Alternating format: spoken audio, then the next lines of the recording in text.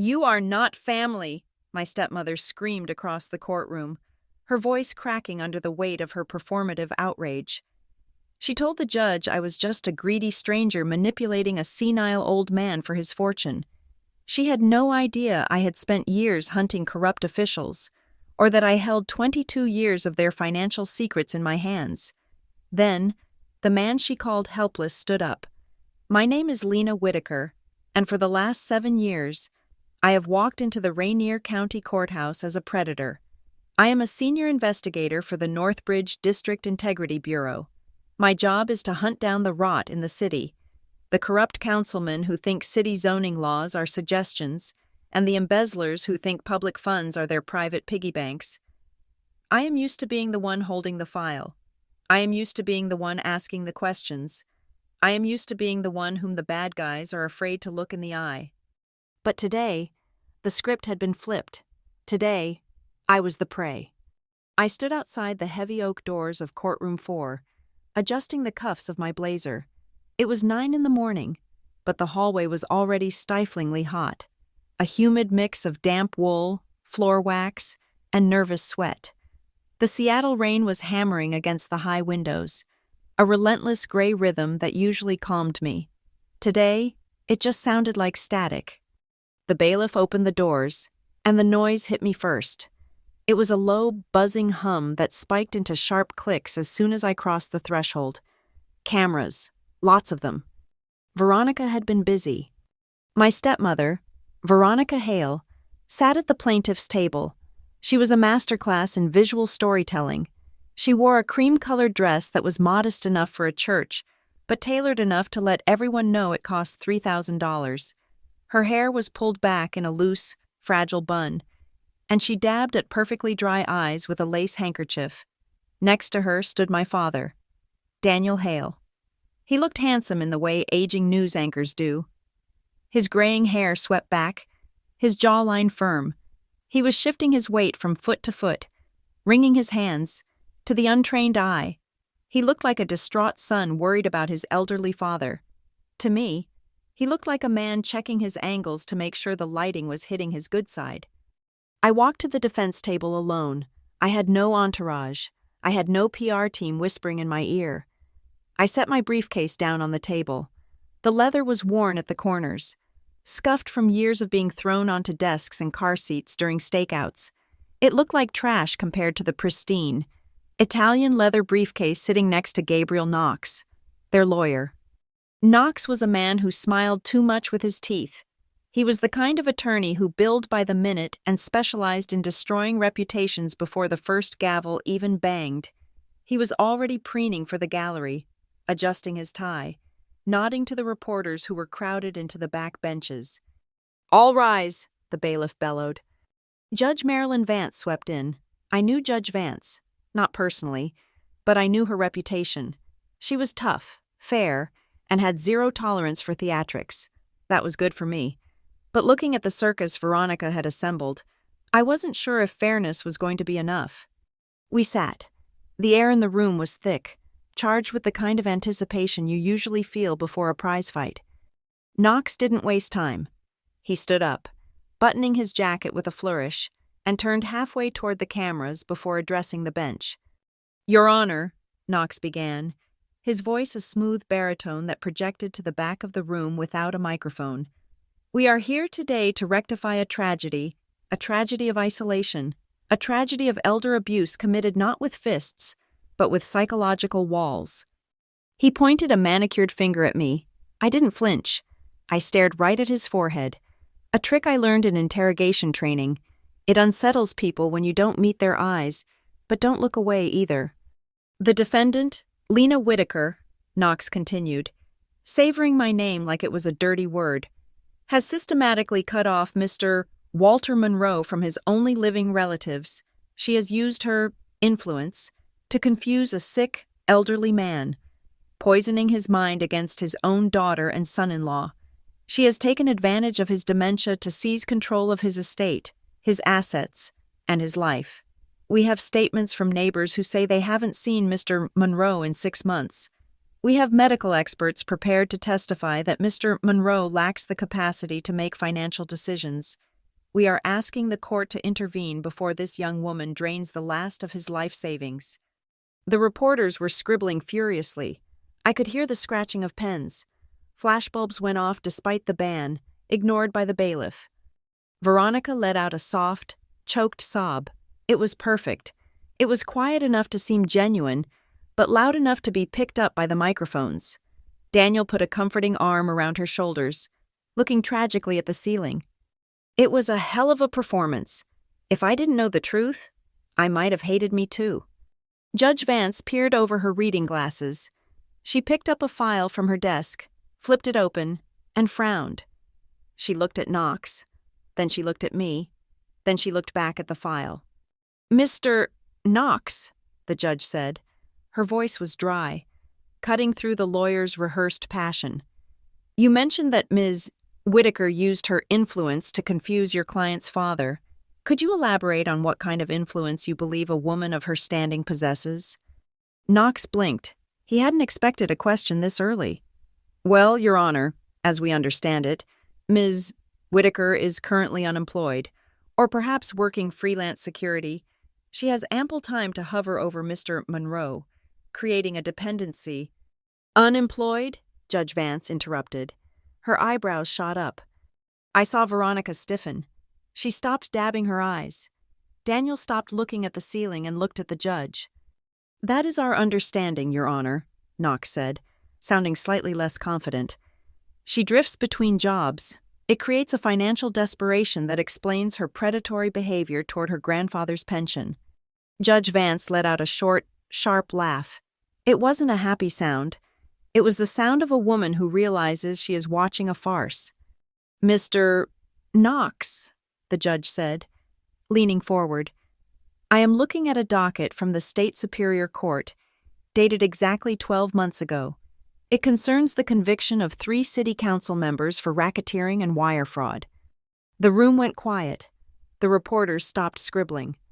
"I am aware of the case, Your Honor," Knox said slowly. "I fail to see the relevance."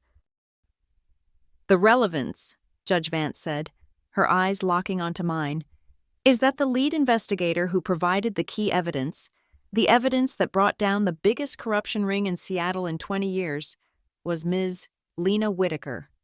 The silence that followed was absolute. I saw the color drain out of Daniel's face. His mouth opened slightly, then closed. He looked at me, really looked at me, for the first time since I walked in. He didn't see the daughter he abandoned. He saw a stranger. Veronica dropped her handkerchief. She didn't pick it up. Her eyes darted from the judge to me, wide with a sudden, dawning horror. They had no idea. They thought I was the same quiet girl they had left on a porch in New Mexico. They thought I was a nobody. They had built their entire legal strategy on the assumption that I was helpless, broke, and stupid. Judge Vance continued. "Ms. Whitaker is a senior investigator with the Northbridge District Integrity Bureau. She is a sworn officer of the court in matters of fraud. So, when you tell me she is an unemployed drifter manipulating an old man for pocket change, Mr. Knox, you are asking me to believe that one of the city's top fraud hunters decided to commit fraud in her spare time." Knox looked like he had swallowed a lemon. He shuffled his papers, his smooth demeanor cracking. We were not made aware of her current employment status, Your Honor." "Clearly," Judge Vance deadpanned. She turned to me. "Ms. Whitaker, would you like to address these accusations before we proceed?" I stood up. I didn't smooth my skirt. I didn't touch my hair. I stood the way I stood when I was briefing the district attorney, feet shoulder-width apart, hands clasped loosely in front of me, spine like a steel rod. "Thank you, Your Honor," I said. My voice was calm, low, and steady. I made sure to project toward the microphones. "I am not here to perform for the cameras. I am here because my grandfather, Walter Monroe, asked me to be here. The plaintiffs claim I am weak. They claim I am desperate. They claim I am manipulating a vulnerable man." I paused, letting the silence stretch for 3 seconds. I investigate professional liars for a living, I said, turning my head slowly to look directly at Veronica. I know a con when I see one, and I know that the only people in this room who see Walter Monroe as a payday are the two people sitting at the plaintiff's table. A murmur rippled through the gallery. The energy in the room shifted physically. It was like the air pressure dropped. The reporters were looking at Veronica now, not with sympathy, but with suspicion. The narrative was cracking. Veronica grabbed Knox's arm. Her nails dug into his expensive suit jacket. I could see her whispering frantically, her lips moving in a rapid staccato. Do something. Fix this. Panic. It was the specific panic of a bully who realizes the victim hits back. Your Honor, Knox barked, trying to regain control. This is character assassination. Ms. Whitaker's job title does not preclude her from manipulating a senile old man. The fact remains that Mr. Walter Monroe is incapacitated. He is 85 years old. He cannot walk without assistance. He cannot think clearly. We have not seen him because she hides him away like a prisoner. Knox was shouting now, trying to drown out the doubt spreading through the room. If Mr. Monroe is present, Knox challenged, gesturing to the closed double doors at the back of the room. Let him be brought in. Let the court see the state of him. Let us see this capable man. Judge Vance nodded. Bailiff, please escort Mr. Walter Monroe into the courtroom. The double doors swung open. Every head in the room turned. The cameras swiveled. Veronica sat up straighter, a gleam of triumph returning to her eyes. She was expecting a wheelchair. She was expecting a drooling invalid wrapped in a blanket, someone she could pity for the cameras. But the doorway was empty for a heartbeat. Then there was the sound. Click, thud, click, thud. Walter Monroe stepped into the light. He was wearing his best Sunday suit, a charcoal three-piece that was 20 years old, but pressed to perfection. His white hair was combed back neatly. He was thin, yes, the skin stretched tight over his cheekbones, translucent like parchment. He looked frail, in the way that old birds look frail. Light, brittle, but capable of flight. He was not in a wheelchair. He held a polished mahogany cane in his right hand. He leaned on it heavily, his knuckles white as he gripped the handle. But he was standing. He was walking. He took a step, click. He took another step, click. The silence in the room was heavy, suffocating. Daniel looked like he was about to be sick. He had told the press yesterday that his father-in-law was bedridden. Walter stopped halfway down the aisle. He slowly lifted his head. His eyes, usually hidden behind reading glasses, were bare today. They were a piercing, icy blue. They swept across the room, ignoring the cameras, ignoring the judge, and landing squarely on Daniel and Veronica. There was no confusion in those eyes. There was no dementia. There was only a burning, focused intelligence that cut through the room like a laser. When our eyes met, time seemed to warp. The courtroom faded. The noise of the shutters disappeared. I was 6 years old again, crying in his kitchen because a boy at school had pushed me down. I remembered the smell of his pipe tobacco and the rough warmth of his hand on my shoulder. I remembered what he told me then, a lesson that had guided me through every dark alley and corrupt boardroom of my career. Lena, he had said, wiping mud off my knee. Justice isn't always the verdict the world gives you. Justice is sometimes just the fact that you dared to stand up when they wanted you to stay on the ground. As long as you are standing, you haven't lost. I took a deep breath, the memory grounding me. I looked at him and gave a barely perceptible nod. I am standing, Grandpa. He nodded back, a tiny, grim smile twitching at the corner of his mouth. He began to move again, making his way toward the witness stand, refusing the bailiff's offer of an arm. As he passed the plaintiff's table, he paused, just for a second. He didn't look at them, but the pause was enough to make Daniel flinch. Veronica was shaking. Her face had gone from pale to a splotchy red. The script was gone. The wheelchair prop was missing. The confused old man was walking with more dignity than her husband had shown in his entire life. As I sat back down, The commotion began to rise again. The judge was banging her gavel, calling for order. But the room was buzzing with the realization that the victim was very much alive and awake. I felt a presence to my left. Veronica had leaned over the aisle divider. The distance between the tables was only 3 feet. She was close enough that I could smell her perfume, expensive lilies and cold ambition. She didn't look at me. She kept her eyes fixed forward, smiling a tight, frozen smile for the cameras that were zooming in on her profile, but her lips barely moved, shaping words meant only for me. "You think this changes anything?" she whispered. Her voice was a hiss, low and venomous, stripping away the polished veneer of the grieving daughter. "He's going to die, Lena, soon, and when he does, the money is ours, the house is ours." She turned her head slightly, just enough for me to see the deadness in her eyes. "You're just the help," she said, her voice dropping to a terrifying calm. "You're not family." The words hit me in the chest, harder than any physical blow. "You're not family." It wasn't about the money for her.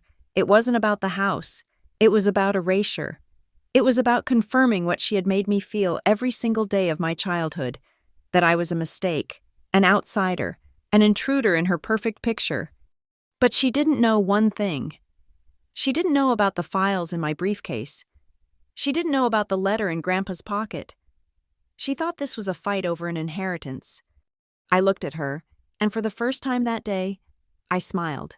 It was a cold smile, a prosecutor's smile. "We'll see," I whispered back. Judge Vance slammed the gavel down. "Order! I said order in this court." The battle had started, but the war had started 22 years ago, the day they drove away, and today, finally, I was going to finish it. The first time my heart broke, it did not make a sound. It happened on a dusty driveway in Santa Rosa, New Mexico, under a sky so blue it felt like it was pressing the air out of my lungs. I was 4 years old. I was standing on the porch, my small hand buried in the soft, loose fabric of my grandmother Edith's floral dress. The air smelled of sagebrush and the diesel fumes from the idling engine of a silver sedan. My father, Daniel, was in the driver's seat. He was gripping the steering wheel at 10 and 2, his eyes fixed firmly on the horizon, refusing to turn his head to the left where I stood. My stepmother, Veronica, was the one doing the talking. She leaned out of the passenger window, her sunglasses pushed up on her head, revealing eyes that looked concerned but failed to hide the relief dancing behind them. "It is just until we get settled. Lena," she said, her voice pitching up in that sugary tone adults use when they are lying to children. "Seattle is a big city. It is too chaotic for a little girl right now. Once Daniel gets the firm running, once we find a big house with a yard, we will come back for you. I promise." I did not cry. I just watched my father. I wanted him to look at me. I wanted him to roll down his window and say he would miss me. But he just tapped his fingers on the dashboard, impatient. He was already gone. "Take good care of her, Mom," Daniel said, his voice muffled by the glass. He was speaking to his mother, not his daughter. Grandma Edith squeezed my hand so hard it almost hurt. "Go," she said, her voice shaking with a suppression of rage I would not understand until years later. "Just go." The car pulled away. Gravel crunched under the tires. I watched the red taillights shrink until they were just 2 angry eyes disappearing into the heat haze of the desert. They did not tap the brakes. They did not turn around. That was the beginning. My life in Santa Rosa was not a tragedy of violence. There were no wire hangers, no lockups in the closet, no raised fists. If you looked at my childhood from the outside, it was peaceful. It was the quiet, slow life of 2 elderly people raising a child who had too much silence in her soul. We lived in a small, weather-beaten house with a porch that wrapped around 2 sides. My world was the smell of Grandma Edith's lavender soap and the rhythmic thud tap of Grandpa Walter's cane on the hardwood floors. They tried so hard to fill the space that Daniel and Veronica had left. Grandma Edith cooked dinners that could feed an army: meatloaf, mashed potatoes, green beans stewed with bacon, as if she could physically fill the hollowness inside me with food. She walked me to school every single morning, holding my hand until I was well into the 4th grade, long after other kids had started walking alone. She was terrified that if she let go, I might disappear too. But the pain was there. It lived in the empty spaces. It lived in the folding metal chairs of the school gymnasium, every school play, every spelling bee, every graduation ceremony from kindergarten to middle school. I would save 2 seats.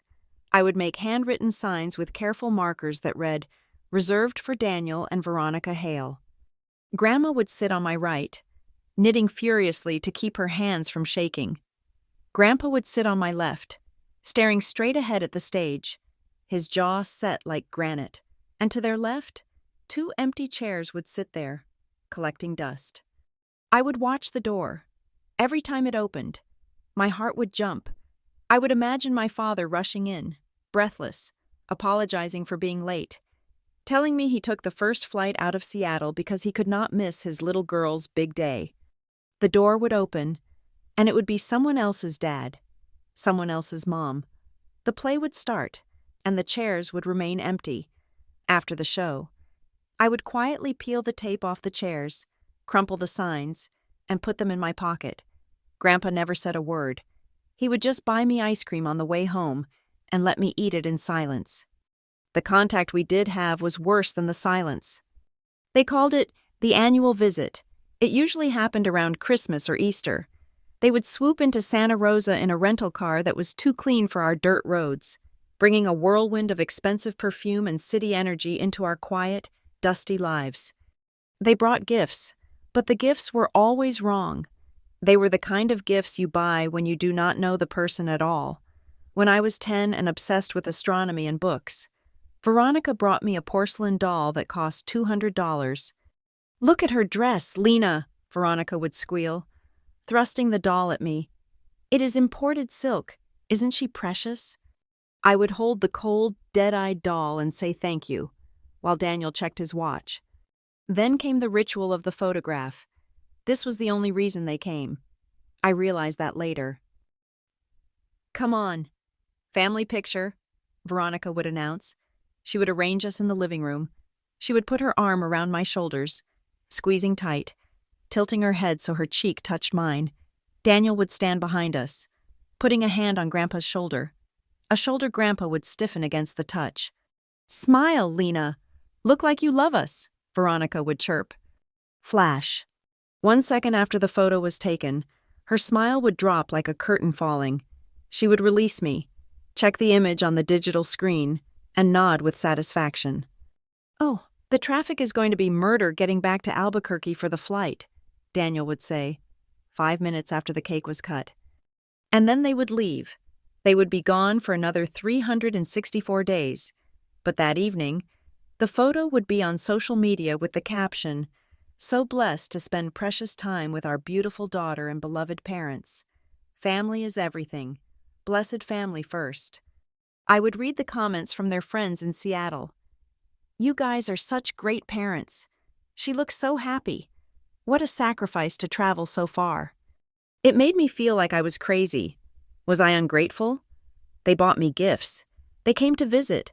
Why did I feel so cold? The turning point came when I was 12. It was a scorching afternoon in July. They had made a surprise stopover because Daniel had business in Santa Fe. I was sitting on the back porch, reading, hidden by the overgrown lilac bushes Grandma refused to trim. The window to the kitchen was open.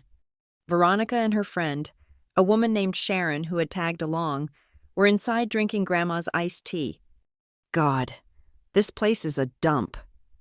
I heard Veronica's voice. It wasn't the sweet voice she used with me. It was sharp and bored. "I do not know how they live like this. It smells like old people." "Why do you keep coming back then?" Sharon asked.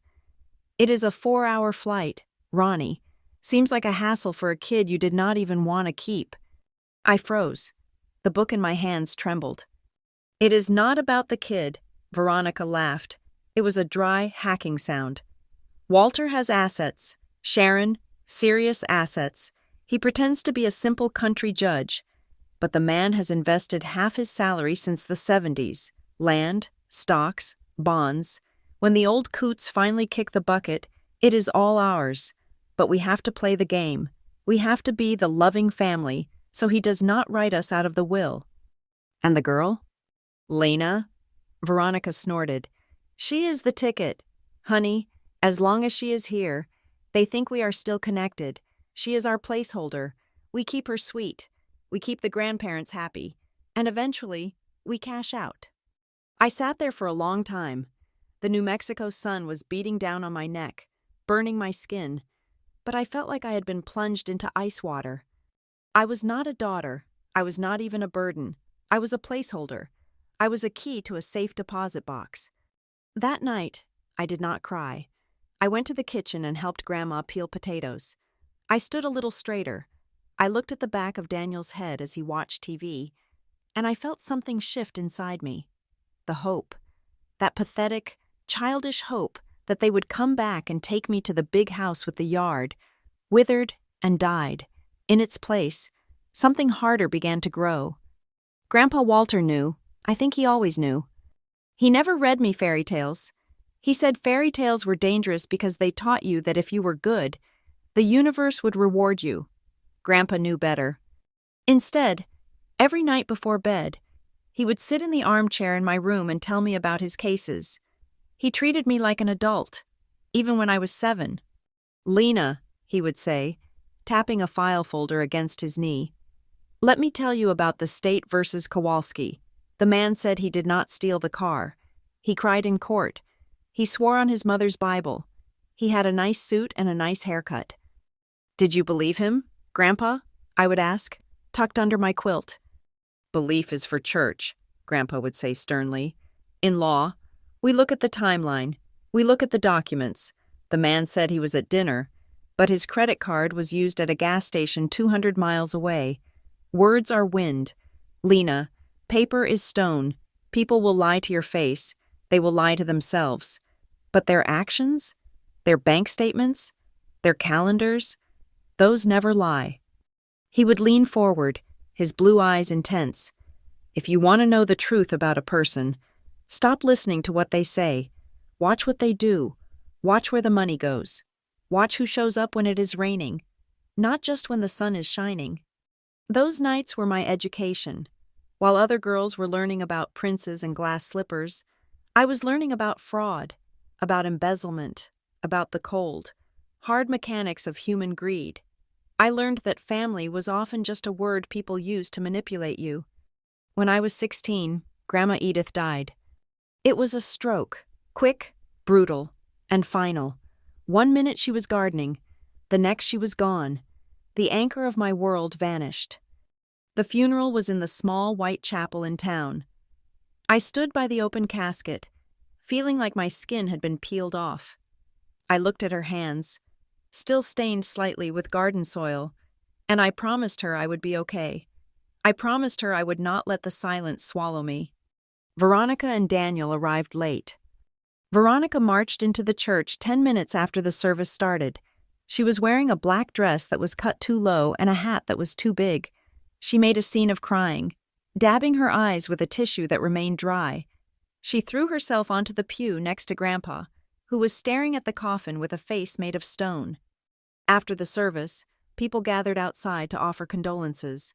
I stood next to Grandpa, holding his arm, feeling the tremors running through his frail body. Veronica came over and hugged me. It was a suffocating, perfumed embrace. "Oh, Lena," she wailed, loud enough for the neighbors to hear. "We are so heartbroken, but do not worry. We are going to be much closer now. We are going to take care of everything." For a split second, that old, treacherous child inside me wanted to believe her. I wanted to believe that her grief woke something up in her. Then, 10 minutes later, I walked around the side of the church to get away from the crowd. They were standing by their rental car. Daniel had his tie loosened. Veronica was checking her makeup in the side mirror. "I cannot believe we have to stay for the reception," Daniel complained, checking his phone. "I have a conference call at 5. "Stop whining," Veronica snapped. applying lipstick.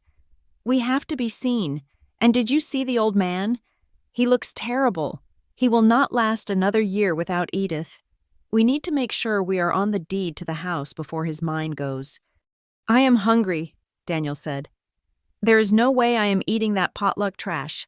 Let's sneak out in an hour and drive to Santa Fe. I want a steak." "Fine," Veronica said. "But smile when you go back in, and hug the girl again. People are watching." I stood in the shadow of the church eave. I looked at them, my father and his wife, arguing about steak while my grandmother's body was not even in the ground yet. I looked at Daniel. He was my blood. He gave me half my DNA. But as I watched him worry about his dinner while his mother lay dead inside, I realized Grandpa was right. Blood is just biology. Love is action. I turned around and walked back to Grandpa. He was sitting alone on a bench, looking smaller than I had ever seen him.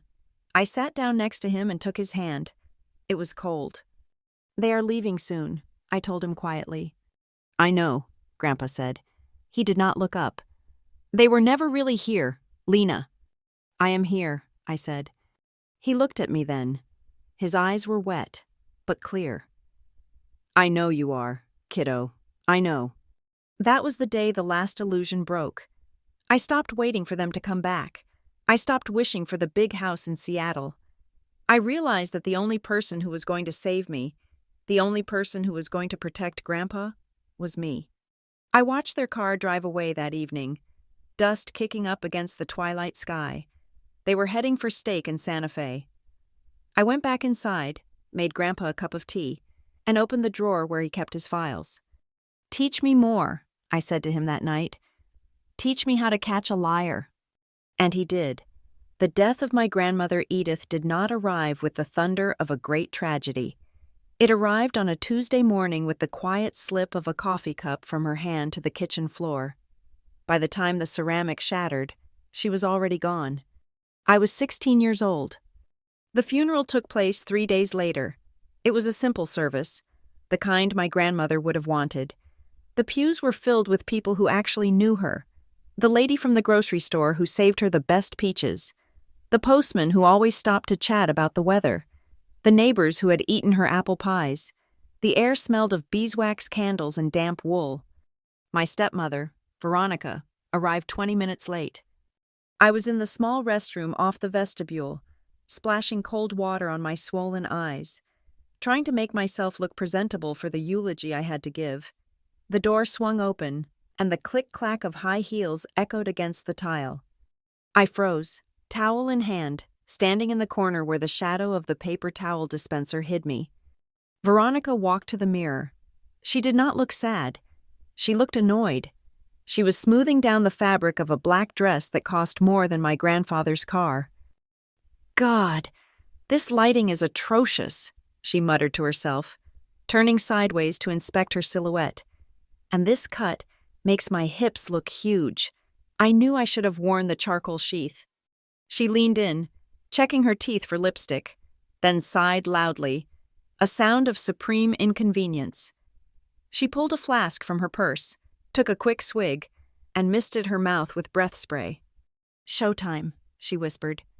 I stood there, paralyzed, the water drying tight on my skin. My grandmother was lying in a box in the next room, the woman who had braided my hair and taught me how to plant marigolds, and Veronica was worried about her hips. When I finally walked out to stand by the casket, I felt a strange numbness. I placed my hand on the polished wood. It felt cold, impenetrable. I leaned down and whispered to the wood, a promise meant only for the woman inside. "I will live right, Grandma," I whispered. "I will live exactly like you believed I could. I will not let the cold get in." My father, Daniel, stood a few feet away. He was checking his watch. When he saw me looking, he walked over, cleared his throat, and patted my shoulder. The rhythm was awkward. Pat, pat, pause. "Rough day. Kid," he said. "The service is running a bit long, isn't it? I have a flight to catch at 8. Big merger in Chicago. If I miss the prep meeting, the partners will have my head." He was talking about a merger while standing next to his mother's corpse. "It is okay, Dad," I said, my voice hollow. You should go if you need to. You are a good girl, Lena, he said, looking relieved. You are strong, like your grandfather. After the burial, as the mourners gathered on the church lawn, Veronica staged her performance. She waited until the pastor was shaking hands nearby. Then she swooped in. She threw her arms around me. The scent of her expensive perfume was suffocating. She squeezed me tight, rocking me back and forth. "Oh, my poor, sweet Lena," she said, her voice trembling just enough to sound authentic.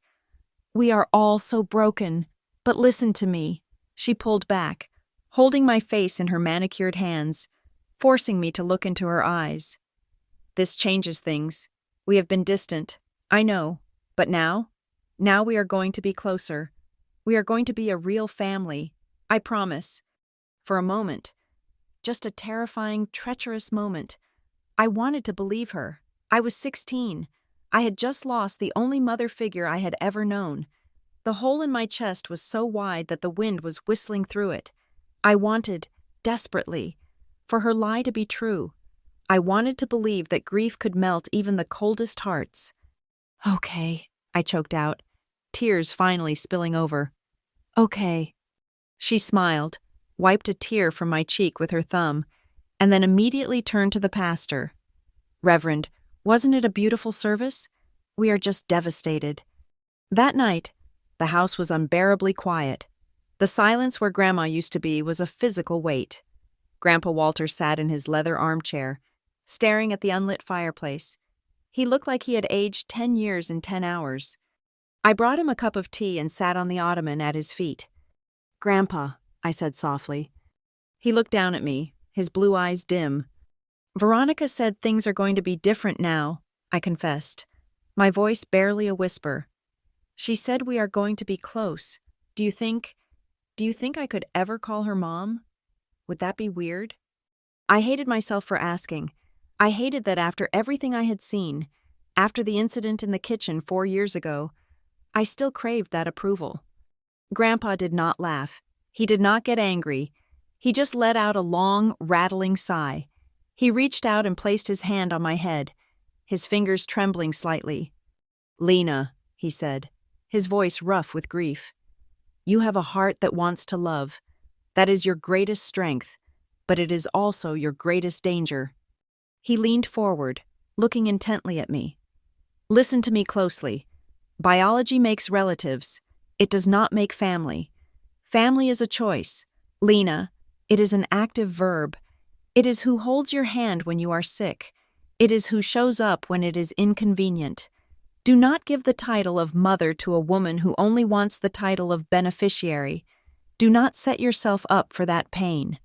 He saw the look on my face, the crushing disappointment, and he softened. "You need a direction," he said suddenly. "You cannot stay here and wither in this house with an old man. You need armor." "Armor?" I asked. "Law," he said firmly. "I want you to apply for the pre-law program at the State University. I have seen you argue. Lena, I have seen you organize your thoughts. You have a mind for it." "Why law?" I asked.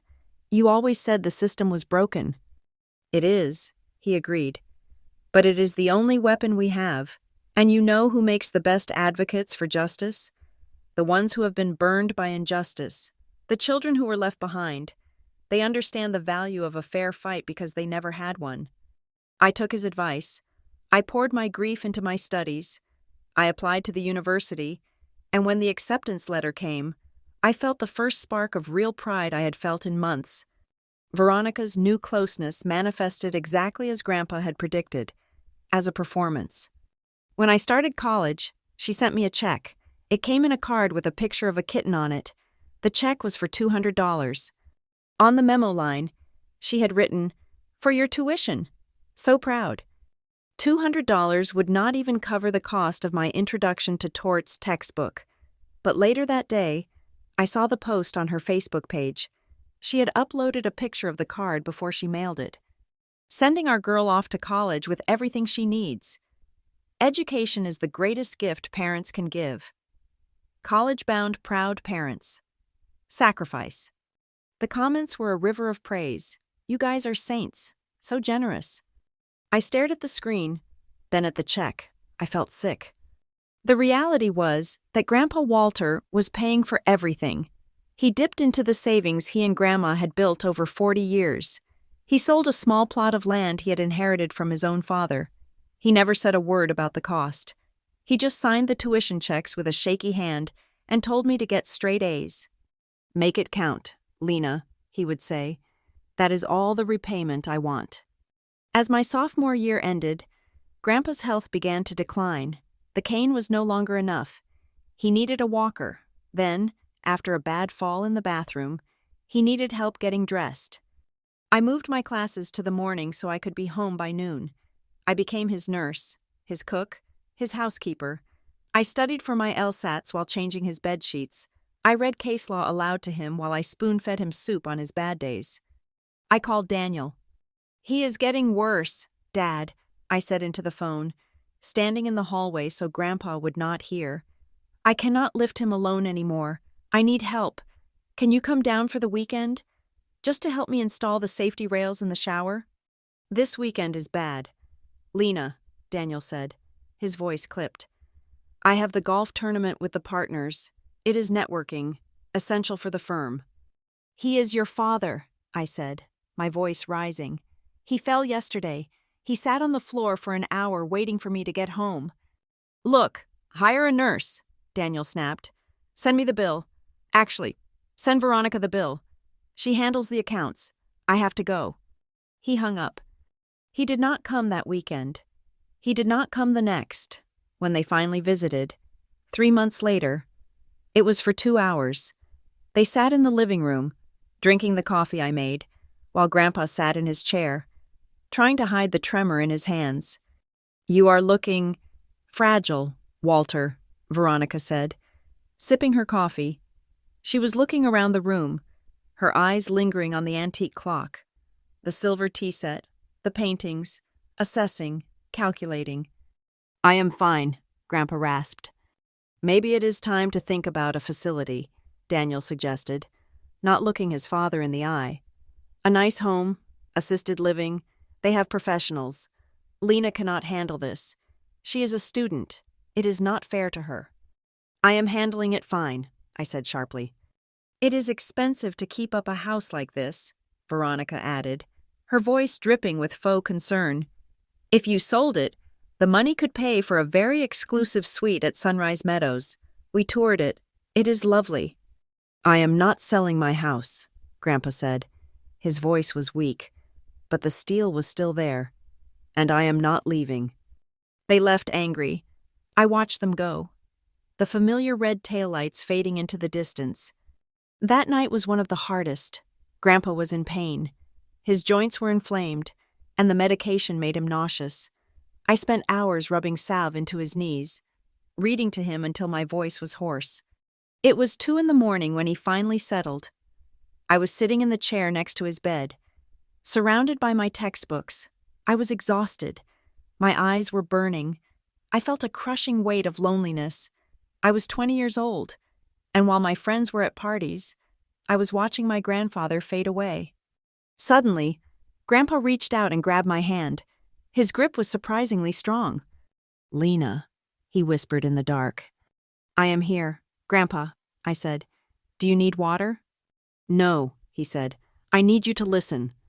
He pulled me closer. His blue eyes were wide open, lucid and burning with a terrifying intensity. "They are waiting," he said. "Who?" "Daniel, Veronica. They are waiting for me to die," he said. The bluntness of it took my breath away. "They think I am just an obstacle between them and the bank account. They think you are just the caretaker." "Grandpa, do not—" "Hush," he commanded. "You have to face it. They do not see us as people. Lena, they see us as assets and liabilities. And when I am gone, they will come for you. They will try to take the house. They will try to take the money I saved for your law school. They will say you are nothing." He squeezed my hand until my knuckles cracked.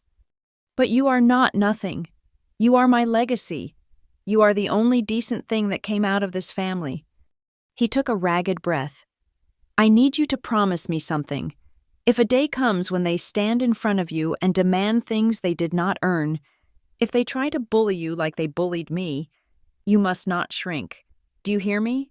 You must stand taller than I ever did. I was too polite. I let them take pieces of me because I thought it would keep the peace. Peace is a lie if it costs you your dignity. I promise, I whispered, tears streaming down my face. I will stand. Good, he said. He let go of my hand and pointed to the nightstand.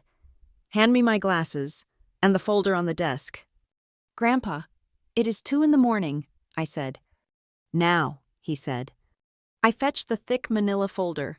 He put on his glasses and pulled out a stack of documents. They were dense, filled with legal jargon. I need you to witness these, he said, handing me a pen. What are they? I asked, rubbing my eyes. More medical directives? Something like that, he murmured. Just updates, insurance, power of attorney adjustments, standard procedure for an old man with 1 foot in the grave. I was too tired to read the fine print. I trusted him with my life. I flipped to the pages he indicated, signing my name on the lines marked Witness and Beneficiary. I signed page after page, my handwriting looping and messy with fatigue. There, he said, gathering the papers and sliding them back into the folder. He held the folder to his chest for a moment, closing his eyes. He looked peaceful. Go to sleep, Lena, he said softly. We have done good work tonight. You have no idea how good. I went to my room and collapsed into bed, unaware that I had just signed the declaration of war that would explode 5 years later in a courtroom in Seattle. I closed my eyes, thinking about his words. Stand taller. I fell asleep dreaming of a storm, with Grandpa standing in the center of it, holding a cane like a sword, and me standing right beside him. The stroke that sent Grandpa Walter to the hospital was technically classified as a transient ischemic attack. The doctors called it a warning shot. For me, it was the moment the door to the past was finally kicked open.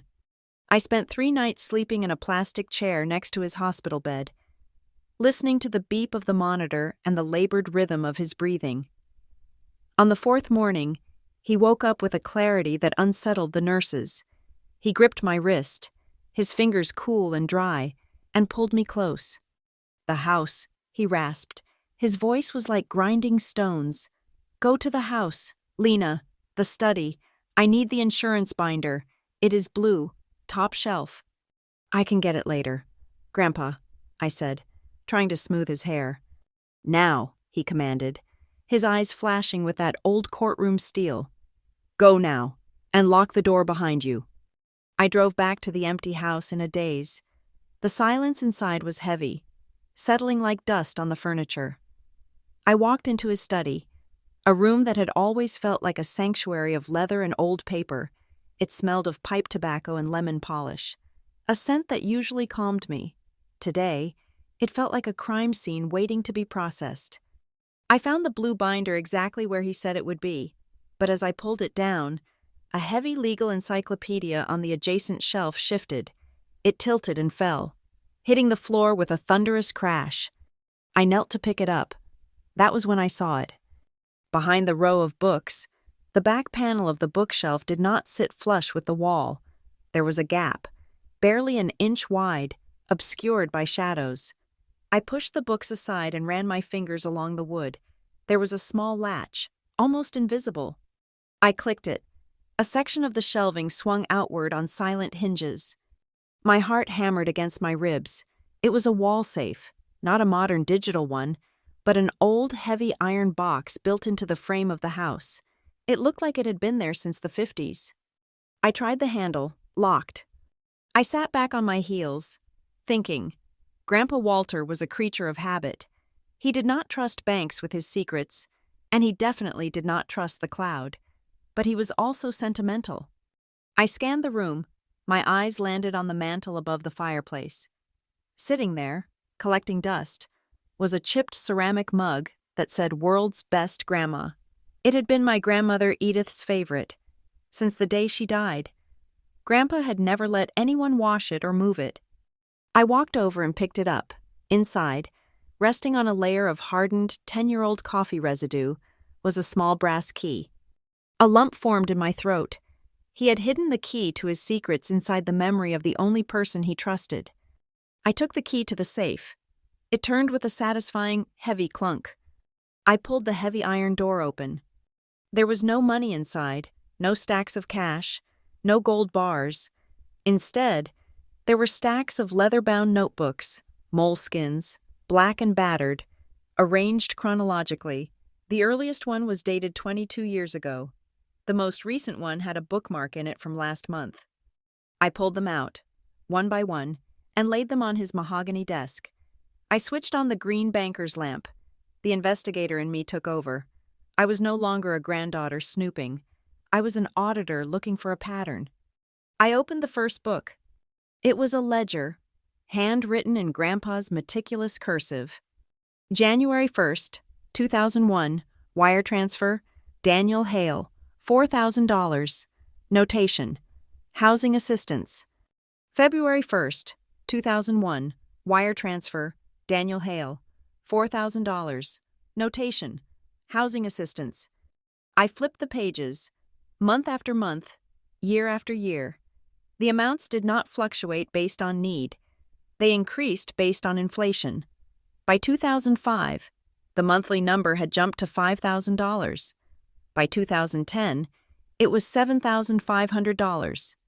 I grabbed a notepad and a calculator. My hands were shaking, but my mind was cold and sharp. I started punching in the numbers. $4,000 a month for 4 years, $5,000 a month for 5 years, then 7, then 8. I stopped breathing when I saw the special entries. August 15th, 2008, check number 459, Veronica Hale, $25,000. Notation: emergency business loan. December 20th, 2012, wire transfer, Daniel Hale, $40,000. Notation: pay off gambling debt. I sat back, staring at the total I had scribbled on the pad. $1,450,000. I looked around the room. I looked at the frayed rug under my feet. I looked at the water stain on the ceiling that Grandpa said he could not afford to fix last winter. I looked at the 30-year-old television in the living room. Grandpa had been living like a pauper. He had been eating canned soup and wearing suits he bought in the 90s. Meanwhile, he had funneled nearly $1.5 million to the people who claimed they were too broke to visit him. That amount of money could have bought a mansion in Santa Rosa. It could have paid for round-the-clock care. It could have sent me to Ivy League schools without a single scholarship. Instead, it went to Seattle. I opened the notebook from 2015. Something fell out. It was a photograph, printed on glossy paper, the kind you get from a pharmacy kiosk. It was clipped to a page dated June 12, 2015. The entry read, wire transfer, $6,000. Notation: medical bills for Daniel's back surgery. I looked at the photo. It was a screenshot from Instagram. Grandpa must have had someone print it for him. The photo showed Daniel and Veronica. They were tanned, smiling, holding cocktails with little umbrellas. They were standing on the deck of a boat. The water behind them was turquoise. The caption, printed at the bottom, read, Cabo San Lucas. Healing vibes only. Vacation mode. The date on the Instagram post was June 14th, 2015. 2 days after they took $6,000 for back surgery, they were on a yacht in Mexico. I felt a physical wave of nausea. It wasn't just theft. It was mockery. They had taken his money, laughed about it, and posted the evidence for the world to see, knowing he was too old and too disconnected to catch them. But Grandpa had caught them. He had seen it. He had printed it. He had filed it. Why? Why did he keep paying if he knew? I turned to his computer.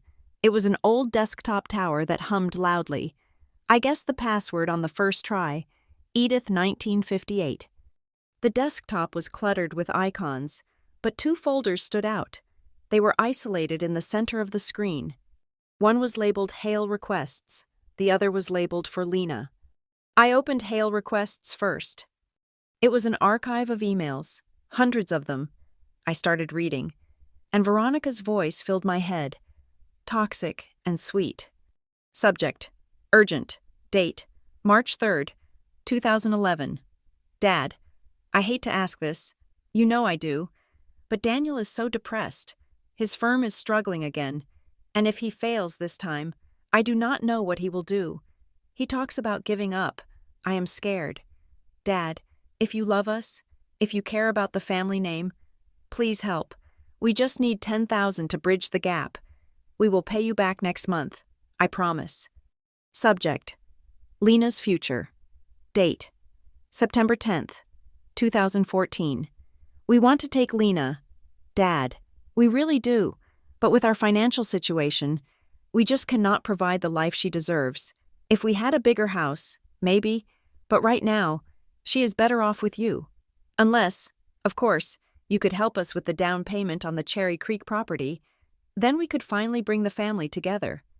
I read that one twice. They had used me as a hostage. Give us money for a house, or we cannot take your granddaughter. And he had given it. He gave them $50,000 that month, and they still never came for me. My hands were trembling with a rage so hot it felt like a fever. I closed the folder. I could not read anymore. I felt dirty just looking at the words. I clicked on the folder marked for Lena. The air in the room seemed to change. The toxicity vanished, replaced by a quiet, heartbreaking love. Inside were scanned PDFs. Report card, grade 4. Perfect attendance. Newspaper clipping. Santa Rosa High debate team wins state. University acceptance letter. Full honors. Article. Junior investigator Whitaker exposes zoning fraud. Seattle Times. He had saved everything. Every single milestone. Every small victory. While my parents were sending emails begging for cash to fund their lifestyle, Grandpa was sitting in this room, scanning my report cards. He had been watching me. He had been proud of me. And he had done it in silence, never asking for credit, never demanding I pay him back with affection. At the bottom of the folder was a PDF file named Monroe Fund Draft Final PDF. I opened it. It was a legal document, dated 6 months ago. It was a draft for a charitable trust. The Walter and Edith Monroe Foundation. Purpose: to provide legal defense grants and educational scholarships for children in the foster care system and those raised by non-parental guardians. I scrolled down to the administration section. Primary executor, Walter Monroe. Co-executor and successor, Lena Whitaker. There was no mention of Daniel Hale. There was no mention of Veronica Hale. I froze. Article 4. Distribution of assets. Upon the death of the primary executor, the entirety of the Monroe estate, including the property in Santa Rosa and all investment portfolios held at Vanguard and Fidelity, shall be liquidated and transferred into the foundation. No individual bequests shall be made to lineage descendants, with the exception of a singular stipend for the successor to administer the fund. I sat back, the breath knocked out of me. He was disinheriting them, completely. He wasn't just cutting them off. He was giving the money to children who had been abandoned, just like I had been, and he had named me the guardian of that legacy. But then the question hit me. Did they know? I looked at the date on the draft. 6 months ago. That was right around the time Daniel had started calling more often. That was right around the time Veronica had suddenly become interested in Grandpa's health and mental state. If they had found out about this, if they had sniffed out that the Golden Goose was about to shut down the factory, it explained everything. It explained the sudden lawsuit. It explained the rush to declare him incompetent. If they could prove he was senile, they could invalidate this trust. They could argue that he was not in his right mind when he wrote it. They could seize control of the estate before he could sign the final version. I looked at the signature line on the PDF. It was blank. Panic surged through me. Had he signed it? Was there a physical copy? I scrambled back to the safe. I dug through the papers. I found the original draft. It was signed, Walter Monroe. The ink was blue.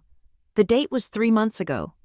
And right below it, in the witness line, was a signature I recognized immediately. It was messy, scrawled in haste at 2 a.m. while my eyes were blurring with fatigue. Lena Whitaker. I remembered that night. Just standard updates. He had said, insurance, power of attorney. He had tricked me. He had made me witness my own inheritance, not of money, but of responsibility. He had made me the shield that would protect his final wish. I held the document in my hands. The paper felt heavy, like it was made of lead.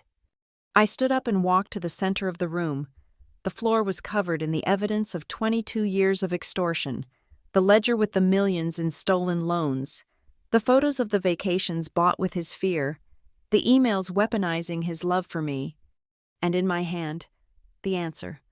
I was not just a granddaughter anymore. I was not just a victim of their neglect. I looked at the window. It was dark outside. I caught my reflection in the glass. I did not look like the scared girl who waited on the porch. I looked like him. I walked back to the desk. I picked up my phone. I dialed a number I had not called in years, but one I knew I needed now. District Attorney's Office, a voice answered. This is the Fraud Division. I hung up before I spoke. Not yet. I needed to be smarter than that. I needed to build the case first. I needed to do what Grandpa taught me. Paper is stone, he had said. I looked at the mess on the floor. Okay, Grandpa, I whispered to the empty room. You gave me the stone. Now watch me build the wall. I sat down and started scanning. I scanned every page of the ledger. I scanned every photo. I forwarded every email to an encrypted server. I worked through the night, the rage inside me cooling into a hard, crystalline purpose. By the time the sun came up over the New Mexico desert, painting the room in stripes of orange and gold, I had the entire history of the Hale family's greed organized, indexed, and ready for war. They wanted a fight about family? They wanted to talk about who deserved what. I closed the laptop. I put the original trust document in my briefcase and locked it. I was going to give them exactly what they asked for. I was going to give them a family reunion they would never forget. The rain in Seattle does not wash things clean. It just exposes the cracks. 2 days after finding the safe, I drove to the outskirts of the city, to a small, cedar-shingled house tucked behind a wall of rhododendrons. This was the home of Marianne Cole, a retired appellate judge and the only person in the legal world whom Grandpa Walter considered an equal. I had a briefcase full of evidence that proved my family was a crime syndicate, but I felt less like an investigator and more like a terrified granddaughter looking for permission to pull the trigger. Marianne answered the door wearing a cardigan and gardening gloves. She was 70 years old, with eyes that were still sharp enough to cut glass. She did not ask why I was there. She just looked at the heavy bag on my shoulder and stepped aside. Coffee, she said. Black. You look like you haven't slept in a week. We sat in her sunroom. I laid it all out. The ledger, the emails, the trust draft, the photos of the Cabo vacation. I spoke for 20 minutes without stopping, my voice steady, reciting the facts just as Grandpa had taught me. When I finished, silence filled the room. The only sound was the ticking of a grandfather clock in the hallway. Marianne took a sip of her coffee. She did not look shocked. She looked sad. He knew, she said softly. You know that, don't you? I know he suspected, I said, but the extent of it? The calculated nature of it? Walter was never blind, Lena, Marianne said, setting her cup down. He came to see me 6 months ago. We sat in this very room. He was terrified, not of dying. He was terrified of losing his mind. He told me, Marianne, the day I forget a name or stumble over a date, they are going to pounce. They are going to strip me for parts. She looked at me with intense pity. He was preparing for a siege. He just didn't know if he would have a general to lead the defense. I am the general, I said. I am going to represent him. I know the case better than anyone. Marianne shook her head. No, you are not. I am a licensed investigator. I have built RICO cases against city officials. I can handle a civil suit. You are angry, Marianne countered, her voice firm. And you are hurt. A lawyer who represents herself has a fool for a client. Lena, But a lawyer who represents her grandfather against her own father? That is a disaster waiting to happen. You will get emotional. You will take the bait. Veronica will whisper one nasty thing about your mother or your childhood, and you will lose your composure in front of the judge. You need a shield. I knew she was right, but I hated it. Who? I asked. Everyone in town thinks Grandpa is senile.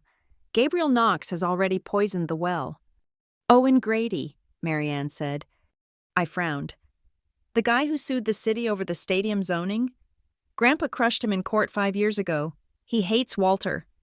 He respects Walter, Marianne corrected, and he is the only civil litigator in Seattle who isn't afraid of Gabriel Knox. Go see him. Tell him I sent you. An hour later, I was sitting in a chaotic office in Pioneer Square. It was the opposite of Knox's polished firm. There were stacks of files on the floor, a half-eaten sandwich on the desk, and a whiteboard covered in complex diagrams. Owen Grady looked like he had been awake for 2 days. He was in his mid-30s, with messy hair and sleeves rolled up to his elbows. He leaned back in his chair, looking at me with skepticism. Let me get this straight, Owen said, spinning a pen between his fingers. You want me to represent Walter Monroe against his own daughter. The narrative is going to be that you, the estranged granddaughter, are trying to cut the parents out of the will. It is a loser. Ms. Whitaker, it is a messy, ugly, he said, she said, family squabble. I don't do domestic drama. It is not a family squabble, I said. It is a 22-year-long con. Everyone says that. Owen sighed. Look, take my advice. Settle. Get them to agree to a split. If you go to court, Knox will eat you alive. I didn't say a word. I just reached into my bag and pulled out the black moleskin ledger from 2012. I slammed it onto his desk, right on top of his sandwich wrapper. Page 42, I said. Owen looked at me, annoyed. He opened the book. He read the entry. Wire transfer, Daniel Hale, $40,000, gambling debt. He paused. He flipped the page. Wire transfer, Veronica Hale, $15,000. Business investment, verified false. I pulled out the Instagram photo of the yacht trip. I slapped it down next to the book. They claimed poverty, I said, my voice cold. They claimed they couldn't afford a plane ticket to see a dying woman. This is where they were. Owen stopped spinning his pen. He sat up straight. He started flipping through the ledger. Faster now. He looked at the emails I had printed out. He looked at the draft of the charitable trust. The skepticism vanished from his face, replaced by the hungry look of a predator smelling blood. This isn't a dispute, Owen muttered, running a hand through his hair. This is systematic elder abuse. This is financial predation. Can you win it? I asked. He looked at me. I can destroy them with this, but why me? Why bring this to the guy your grandfather beat? Marianne Cole said you were the best. Owen laughed, a short, dry sound. He stood up and walked to the window, looking out at the rain. You know, the first year I was in law school, I was broke. I was going to drop out. I couldn't make tuition. Then, out of nowhere, the dean calls me in, says an anonymous donor covered my entire first year. Room, board, books, everything. He turned back to face me. I didn't know who it was for 10 years. Not until the day your grandfather beat me in that zoning case. He shook my hand in the hallway and whispered, You fight well, son. Just make sure you are fighting for the right people next time. That is the only return on investment I care about. My throat went tight. Grandpa, even then, even while he was dealing with his own vultures, he was planting seeds of justice elsewhere. He paid for your school, I stated. He made me promise that if his granddaughter ever needed help, I wouldn't turn my back, Owen said quietly. He walked back to the desk and extended his hand. I am in, pro bono. Let's go to war. We spent the next 6 hours turning his office into a command center. We moved the furniture. We taped a massive timeline to the wall. It was a study in contrast. On the top line, in red marker, we tracked the money, request for loan, request for mortgage help, request for medical bills. On the bottom line, in blue marker, we tracked their presence: missed Christmas, missed birthday, missed funeral, length of visit, 2 hours. We need to prove the isolation, Owen said, pacing the room. Knox is going to argue that they tried to visit but you stopped them. He is going to paint you as the gatekeeper. I didn't stop them, I said. I begged them to come. We need proof, Owen said. Phone records are good, but we need a witness, someone neutral. There was a knock on the office doorframe. We both turned. Standing there, clutching a wet umbrella and a plastic shopping bag, was Mira. Mira had been my grandparents' housekeeper for 15 years. She was a quiet woman, invisible to people like Veronica. She had dusted the furniture while Veronica complained about the smell. She had cleared the table while Daniel checked his watch. Ms. Lena, Mira said, her voice trembling. I heard about the court case on the news. They said Mr. Walter is crazy. He is not crazy, Mira, I said, going to her. I know, she said firmly, and I know that woman is a liar. She reached into her shopping bag and pulled out a stack of spiral-bound notebooks. They were cheap, grocery store notebooks. What are these? Owen asked. I keep logs, Mira said. For the groceries, for the hours I work, but also for the meals. She opened one. Her handwriting was small and neat. December 25th, 2014. Prepared prime rib roast for 6 people. Mr. Daniel and Mrs. Veronica arrived at noon. Left at 1:30. Did not eat. Food wasted. Mr. Walter cried in the study. April 4th, 2016. Mrs. Veronica visited. Stayed 15 minutes. Took a check from the hall table. Left without saying goodbye to Ms. Lena. I wrote it all down, Mira said, looking at me with fierce loyalty. Because I knew one day she would say she was a good daughter, and I wanted to be able to say she wasn't. Owen took the notebooks like they were holy scripture. This establishes a pattern of behavior, he said, his eyes lighting up. It proves the visits were transactional. They weren't social calls. They were business trips. We worked until the sky outside turned dark gray. The timeline on the wall was no longer just a list of dates. It was a damning indictment of 20 years of neglect. Okay, Owen said, leaning against the desk, rubbing his eyes. Here is the situation. Knox is going to file for emergency guardianship tomorrow. He is going to argue that Walter is incompetent and needs immediate protection. From you. So we defend against it, I said. No, Owen said. He looked at the timeline, then at me. Defense is for people who are guilty. We attack. How? We file a preemptive motion, Owen explained, his voice gaining speed. Tomorrow morning, before they can even get their paperwork stamped, we file a request for a judicial competency hearing. We invite the court to examine Walter. We bring in our own neurologists. We put Walter on the stand. That is risky, I said. If he falters, even for a second. He won't, Owen said. I know Walter, and more importantly, you know him. Is he ready? I thought about Grandpa in the hospital bed, his eyes burning with clarity. I thought about the letter he wrote to the judge. I thought about the cane he insisted on using instead of the wheelchair. He is ready, I said. Then we do it, Owen said. We flip the script. We don't wait for them to call him crazy.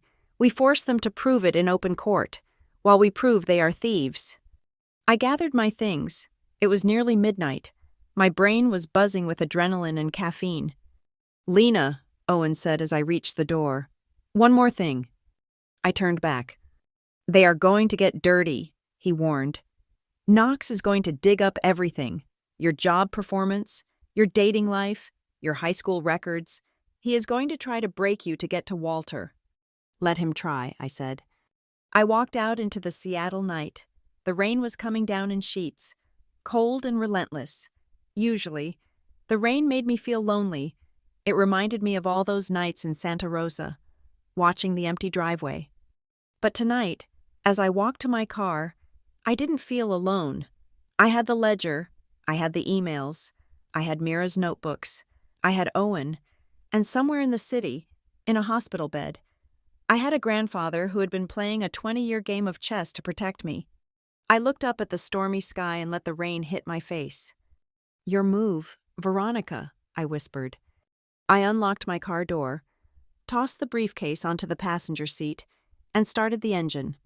The headlights cut through the darkness, illuminating the road ahead.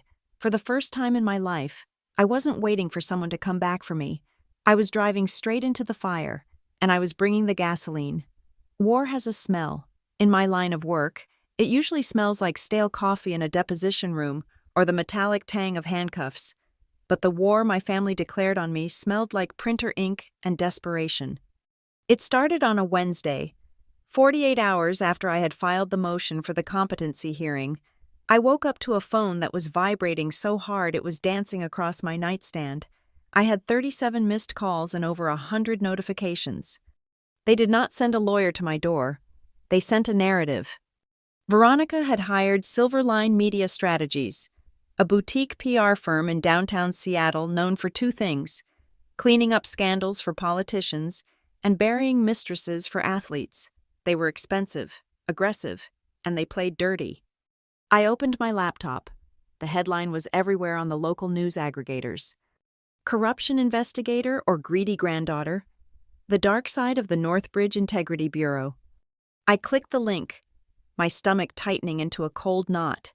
The article was a masterpiece of distortion. It featured a photo of me walking out of the courthouse the previous day, clutching my briefcase. The angle made me look hunched, secretive, like I was smuggling gold bars. The text was worse. It claimed that I had used my badge and my government clearance to intimidate care workers and isolate a vulnerable, cognitively impaired octogenarian. It painted Walter as a helpless victim and me as a state-sanctioned predator. She has spent her career hunting monsters. The article quoted an anonymous family friend as saying, "But maybe she became one. She has cut off her father and stepmother, the people who raised her, just to secure her name on the deed to the estate." The people who raised me. The audacity of it made me want to scream. But I did not scream. I showered, put on my sharpest navy blazer, and drove to the Integrity Bureau. The moment I walked into the bullpen, the noise level dropped. Detectives who usually greeted me with a high five looked down at their desks. The administrative assistant pretended to be on the phone. The article had done its job. It had planted the seed of doubt in the one place where my reputation was my currency. "Whitaker!" a voice boomed from the corner office. "In here, now." It was Director Parker. I walked into his office. Parker was a man who looked like he had been carved out of granite. He had been a cop for 30 years before taking over the bureau. He did not suffer fools, and he hated drama. Sitting across from him, in one of the guest chairs, was my father. Daniel Hale was wearing a suit that cost more than my car. He held a hat in his hands, twisting the brim anxiously. When I entered, he looked up with eyes full of performative sorrow. "Lena," Daniel said, his voice trembling. "Thank God you are here. We have been so worried." I ignored him. I looked straight at Parker. "Director, I can explain the article." "You do not need to explain the article," Parker said, his face unreadable. "Mr. Hale here has been filling me in for the last 20 minutes. "I just want what is best for her," Daniel said, turning to Parker. "She has been under so much strain. Director, the job, the long hours. It has taken a toll on her mind. She imagines things, persecution complexes. She has started attacking the family. We think she is having a breakdown. We just want her to get help before she hurts herself or compromises a case." It was brilliant, evil, but brilliant. Daniel wasn't attacking my integrity. He was attacking my stability. If he could convince my boss I was mentally unstable, it would bolster their case that I was unfit to be Grandpa's guardian. I felt a flash of heat go up my neck. I wanted to list every birthday he missed. I wanted to scream about the stolen money. But I remembered Grandpa's voice. "Stand taller." "Director," I said, my voice ice cold.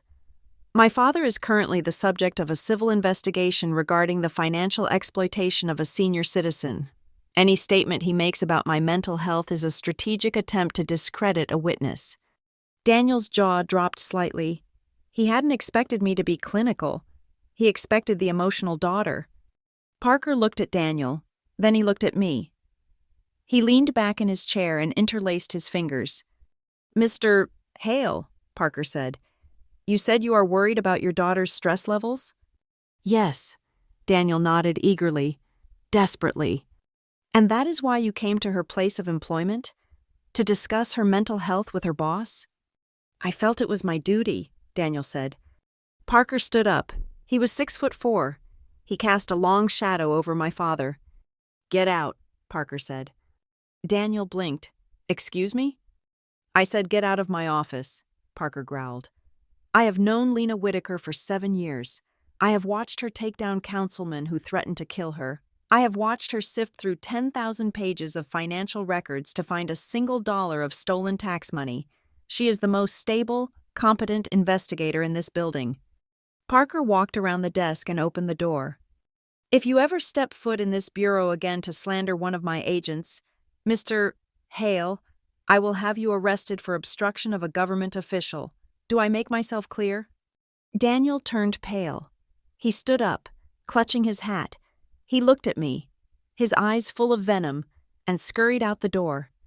Parker slammed the door shut. He turned to me. "Thank you, sir," I exhaled, feeling my knees go weak. "Don't thank me yet," Parker said. He sighed and sat on the edge of his desk.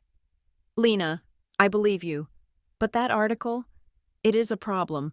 The mayor's office is already calling. They are worried about optics. If you are handling sensitive corruption cases while accused of financial impropriety, every defense attorney in the city will use it to demand a mistrial." "I understand," I said. "I am placing you on administrative leave," Parker said. My heart sank. "Sir." "With full pay," he interrupted, "and full access to the LexisNexis database. Consider it a sabbatical. Go fight this. Lena, clear your name, save your grandfather, and when you are done, come back here and we will get back to work." I walked out of the office with a box of my personal files, feeling lighter than I had in days. They tried to take my job. Instead, they just gave me 40 hours a week to focus entirely on destroying them. Veronica did not take the news well. I assumed Daniel told her that their ambush had failed.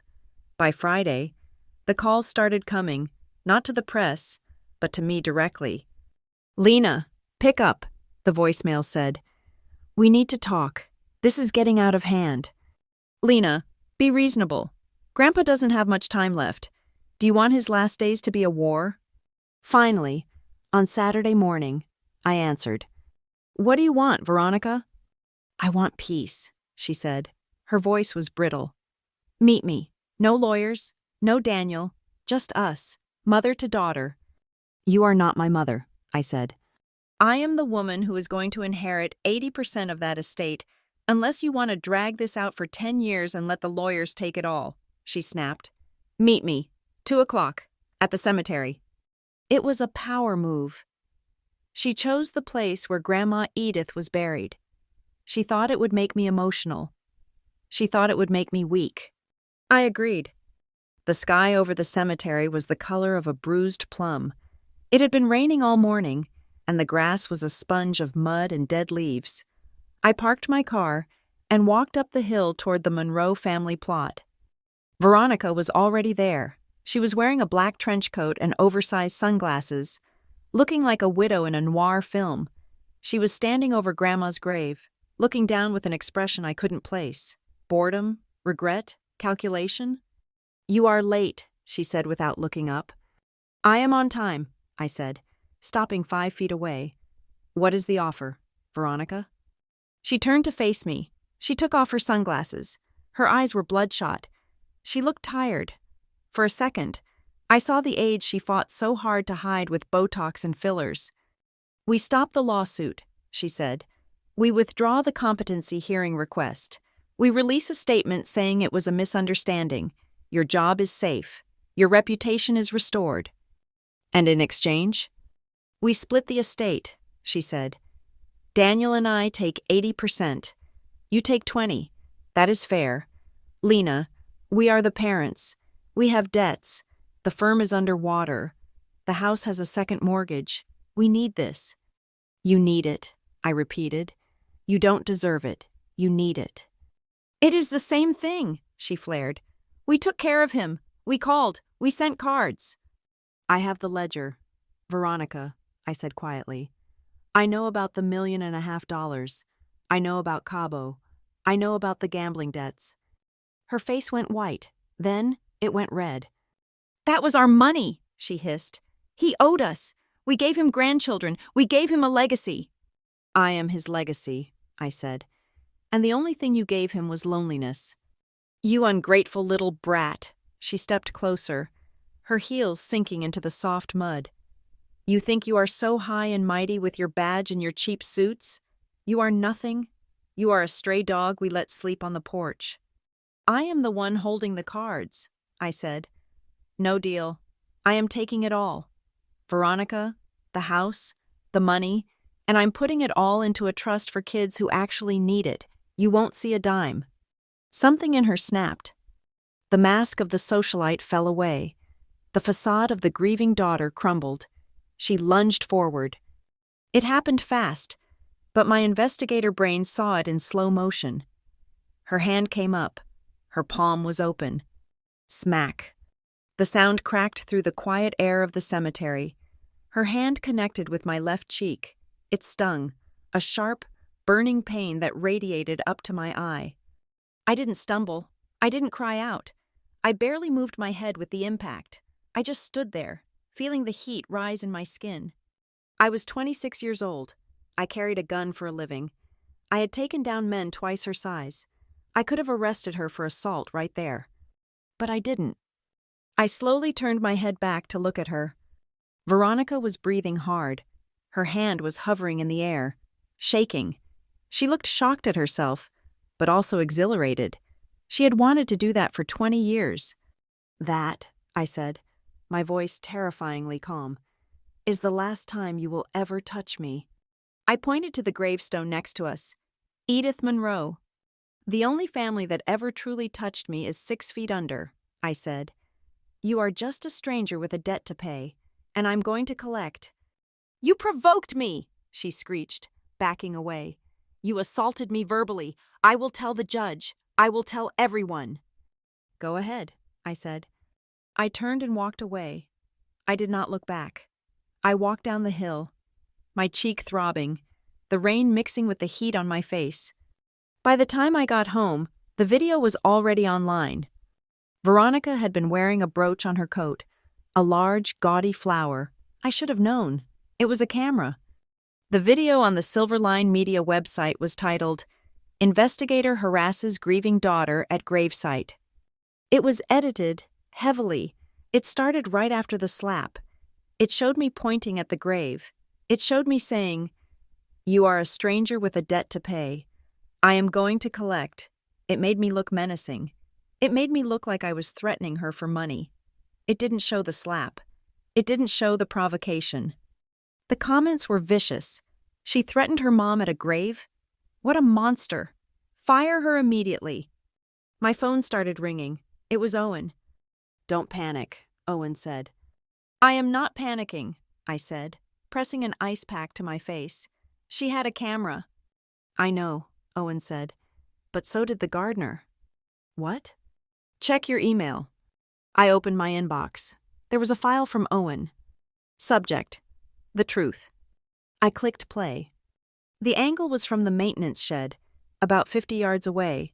It was shaky, zoomed in from a cell phone, but the audio was clear enough, and the visual was perfect. It showed 2 women standing in the rain. It showed the woman in the black coat lunging forward. It showed the violent, unprovoked strike. It showed the younger woman standing her ground, hands at her sides, refusing to retaliate. And then, the audio picked up Veronica's screech. You ungrateful little brat! You are a stray dog. Who sent this? I asked Owen.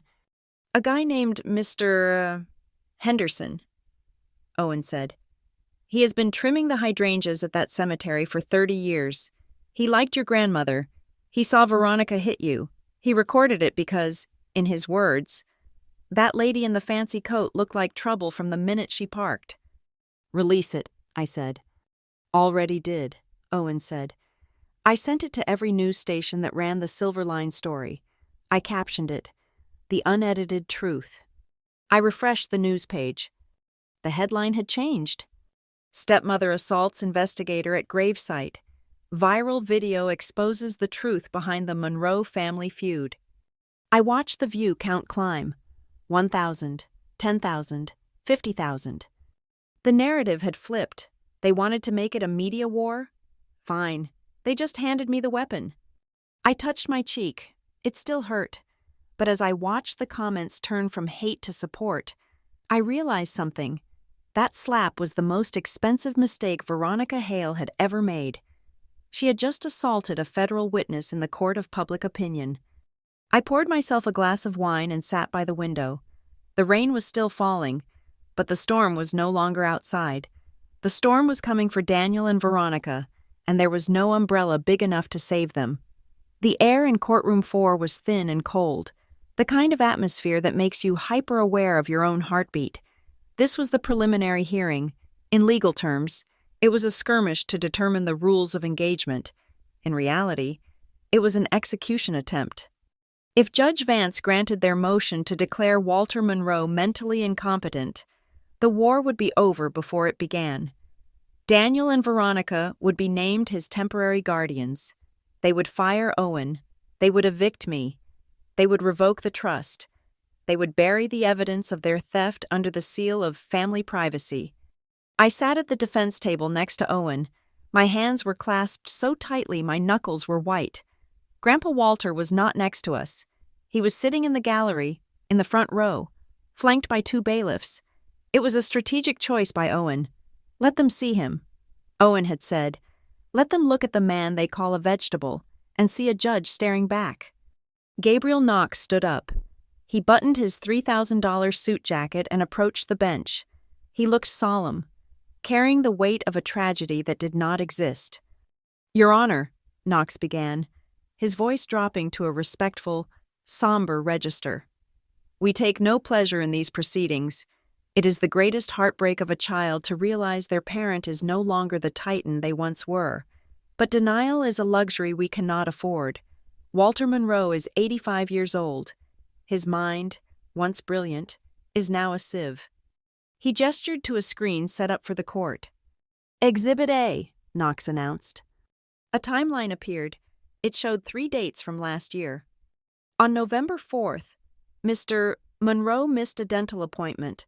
On December 12th, he called his daughter, Veronica, and asked her what day it was.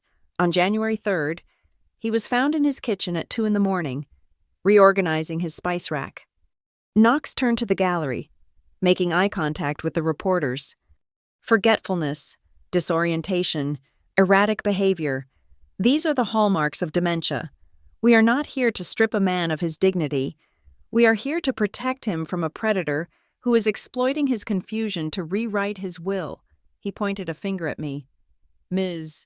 Whitaker knows he is not well. She is counting on it. Objection, Owen said. He did not stand up. He did not look up from his notepad. Speculation on the defendant's intent. Mr. Knox is testifying, not arguing. Sustained, Judge Vance said, her eyes narrowing. Stick to the medical facts, Mr. Knox. The facts are clear. Knox bristled. We have an affidavit from Dr. Richard Evans, the family psychiatrist, stating that Mr. Monroe exhibits signs of cognitive decline. Knox sat down, looking satisfied. He had painted a picture of a sad, confused old man and his caring, worried children. Owen stood up. He looked messy compared to Knox. His tie was slightly askew. He shuffled a stack of papers, but when he spoke, his voice was a razor. Your Honor, Owen said, I would like to enter into Evidence Defense Exhibit 1. This is a comprehensive neurological evaluation performed 48 hours ago by Dr. Eris Thorne, the chief of neurology at Swedish Medical Center. Owen walked to the podium. Dr. Thorne administered the mini mental state examination. It is the gold standard for cognitive testing. The maximum score is 30. A score below 24 indicates impairment. Owen paused.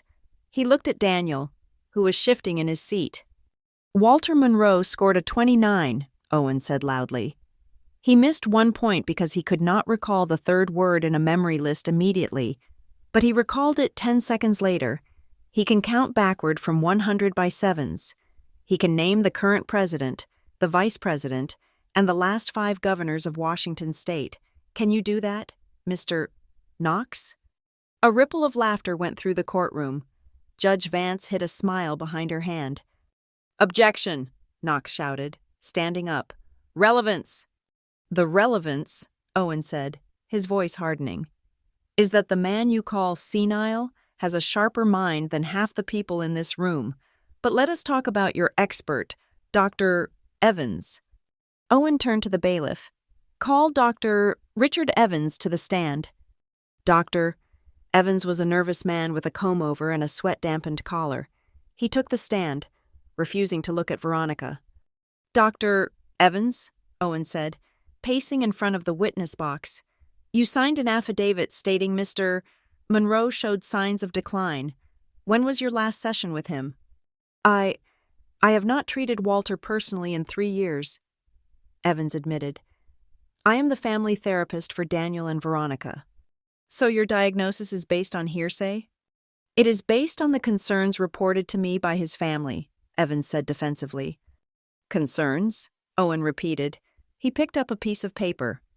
"Dr. Evans, do you recognize this email? It was sent from your office account to Veronica Hale on February 14th, 2023. Evans squinted at the paper. His face went pale. "Read the highlighted portion, please," Owen commanded. Evans cleared his throat. His voice was barely a whisper. "It says, Veronica, to answer your question, the legal threshold for a conservatorship requires proof of incapacity. If he is just forgetful, it is not enough. You would need documented incidents of danger to self or others." The courtroom went silent. "So," Owen said, leaning in, 6 months before Walter Monroe missed a dental appointment, his daughter was already asking you how to legally declare him incompetent. She wasn't reporting symptoms. Doctor, she was asking for a recipe. Is that correct?" I was just answering a hypothetical question," Evans stammered. "Moved to strike the witness's affidavit as biased and unfounded," Owen boomed. "Granted," Judge Vance said immediately. She looked at the plaintiff's table. Veronica was staring straight ahead, her face a mask of frozen rage. Daniel had his head in his hands. "Your witness," Owen said to Knox. Knox waved a hand dismissively. He knew the damage was done. "Ms. Whitaker to the stand," Owen called. I walked to the witness box. I swore to tell the truth. I sat down and looked at the sea of faces. I saw Grandpa in the front row. He gave me a tiny, almost imperceptible nod. "Stand tall." "Ms. Whitaker," Owen said, "the plaintiffs claim you isolated Walter Monroe to manipulate his finances. Did you restrict their access to him?" "No," I said clearly. "I invited them, repeatedly. I have phone records of 32 calls made to my father in the last year asking him to visit.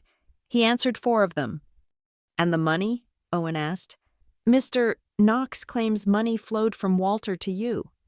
"I have prepared a visualization of the bank records," I said. The screen changed. It showed a graph I had made the night before. It was simple. A red line tracked money leaving Walter's accounts.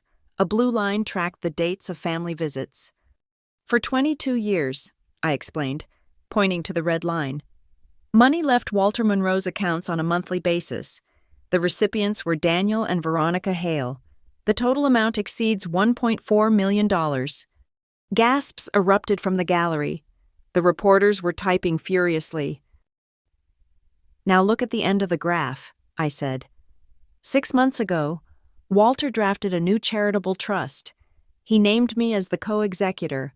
The moment he stopped writing checks to Daniel and Veronica, the moment the money stopped, the lawsuit began. I looked directly at Veronica. "This isn't a case about capacity," I said. It is a case about cash flow. Objection, Knox roared. Argumentative. Sustained, the judge said. But she didn't look angry. She looked interested. We have one final witness, Owen said. Mr. Arthur Sterling, branch manager of First Rainer Bank. Mr. Sterling was a man who looked like he ironed his socks. He took the stand with the gravity of a funeral director. Mr. Sterling, Owen said, did you have an interaction with Mrs. Veronica Hale on August 10th of this year? I did, Sterling said. She came into the branch. She demanded access to Mr. Monroe's primary savings account. She claimed she needed to transfer $50,000 for his medical care. Did you grant her access? No, Sterling said. Mr. Monroe has never authorized her on that account. What did she do then? Sterling adjusted his glasses. She produced a power of attorney document. She told me it superseded all previous instructions. And was it valid? No, Sterling said. It was dated that morning, but the signature line for Mr. Monroe was blank. When I pointed this out, Mrs. Hale became very agitated. She told me, and I quote, "Just do it. He will sign it later. He does whatever I tell him." The silence in the courtroom was absolute. This wasn't just greed. This was attempted bank fraud. Thank you, Mr. Sterling, Owen said. Judge Vance did not wait for closing arguments. She took off her glasses and rubbed the bridge of her nose. She looked at the plaintiff's table with an expression that sat somewhere between annoyance and disgust. The court has heard enough for the preliminary motion, she said. Her voice cut through the room. The burden of proof to declare a citizen incompetent and strip them of their civil liberties is incredibly high. The plaintiffs have not met that burden. In fact, they haven't even come close. She looked at Dr. Evans, then at the bank manager. The evidence suggests that Mr. Monroe is not only competent, but remarkably prudent in his recent decisions regarding his estate. The motion to appoint Daniel and Veronica Hale as temporary guardians is denied.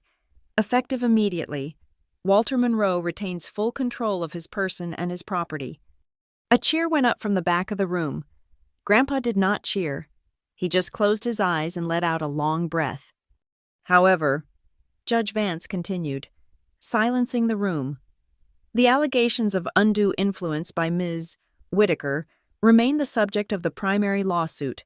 We will proceed to trial on the matter of the trust's validity next week. But let me be clear, if I see any more evidence of bad faith filings, she glared at Knox, I will sanction counsel and refer the plaintiffs for criminal investigation. Court is adjourned. The gavel banged. It sounded like a gunshot. Chaos erupted. The reporters surged forward, shouting questions. Knox was shoving papers into his briefcase, his face red. I stood up, feeling a wave of relief so strong it made me dizzy. We had won the first round. Grandpa was safe. I turned to hug Owen, but a movement caught my eye. Veronica was storming out of the courtroom.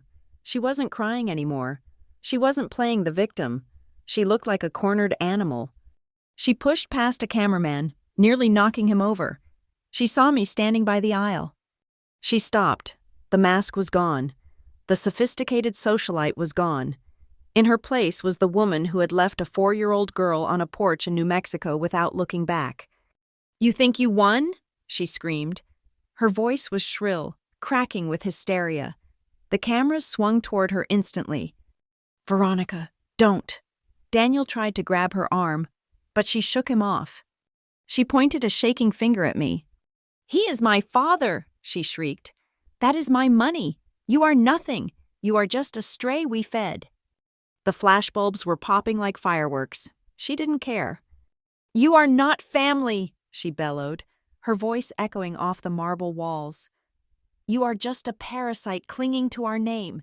You are a thief." I stood perfectly still. I didn't say a word. I just let her scream.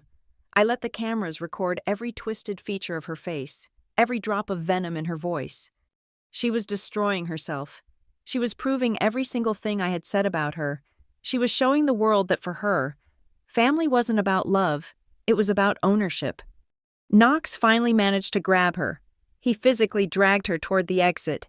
shielding her face with his briefcase, shouting, "No comment, no comment," to the press. Daniel looked at me one last time. He looked terrified. Then he ran after his wife. The hallway slowly quieted down, though the buzz of the reporters remained. Owen leaned in close to my ear.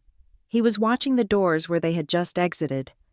"They just committed suicide on the 6 o'clock news," Owen whispered. "They pivoted. They realized they can't call him crazy anymore, so now their only play is to destroy you. They are going to come for you with everything they have tomorrow." "I know," I said. I looked over at Grandpa. He was sitting in his chair, watching the door too. He looked tired, but his eyes were bright. He lifted his cane and saluted me. "Let them come," I said to Owen. "We just strip them of their armor. Tomorrow, we put the rest of the truth into the light." I picked up my briefcase. It felt lighter now. The secret was out. The lines were drawn, and for the first time in 22 years, the Hales were the ones running away. The house on Elm Street had always been a sanctuary. It was where Grandma Edith baked pies and where Grandpa Walter taught me how to read legal briefs. But tonight, it did not feel like a home. It felt like a bunker. I sat in the center of the study, surrounded by towers of paperwork. The mahogany desk was buried under depositions, bank statements, and printed emails. The air was stale, thick with the smell of old dust and the ozone tang of a thunderstorm brewing outside. The only light came from the green banker's lamp and the harsh blue glow of my laptop screen. I was watching a clip from the 6 o'clock news. On the screen, Veronica was sitting in a studio, clutching a tissue. The lighting was soft, designed to make her look fragile. "I just want to see my father," she sobbed, looking directly into the camera. "That is all I want. But she won't let us. She has changed the locks. She has turned the nurses against us. She is a woman with a badge, and she uses it to terrify everyone. How can I fight the government? I am just a daughter who loves her dad." I paused the video. Her face froze in a contorted mask of grief. It was a lie, but it was a lie wrapped in a sliver of truth. I had changed the locks. I had told the nurses not to let them in without supervision. To the outside world, without context, those actions did not look like protection. They looked like control. I closed the laptop, feeling a cold knot of anxiety tighten in my stomach. This was the fear that kept me awake at night. It wasn't just about losing the house or the money. It was about losing myself. I had spent 7 years building a reputation at the Northbridge District Integrity Bureau. I was the one who played by the rules. I was the one who stood for the truth. If I lost tomorrow, if Judge Vance believed even 10% of Veronica's story, my career was over. I would not just be fired. I would be blacklisted. I would be the investigator who investigated her own grandfather into poverty. The stigma would follow me for the rest of my life. I would be the villain in my own story. I stood up, needing to move. The walls felt like they were closing in. I started pacing the room, tidying up the piles of evidence, trying to organize the chaos into something manageable. As I reached for a stack of old case law books on the bottom shelf, my elbow knocked against a heavy volume of Supreme Court precedents. It tipped over.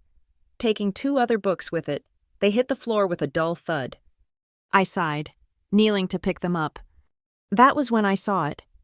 Wedged between the books, hidden deep in the gap where the shelf met the wall, was a thick manila envelope. It wasn't dusty, it looked fresh. I pulled it out. My name was written on the front in Grandpa's shaky, distinctive cursive. "Lena, if you are reading this, it means they have started." My breath hitched. He had known. He had known this day was coming long before the first lawsuit was filed. I sat back on the floor, my hands trembling as I opened the clasp. Inside, there was a USB drive and a letter. The letter was sealed. On the front, it read, "To the presiding judge, to be opened only in the event of a competency hearing." I placed the letter on the desk, treating it like a live grenade. Then I plugged the USB drive into my laptop. A video file popped up. The thumbnail showed Grandpa sitting in this very chair, wearing his favorite cardigan. The date stamp was from 8 months ago. 2 months before his stroke.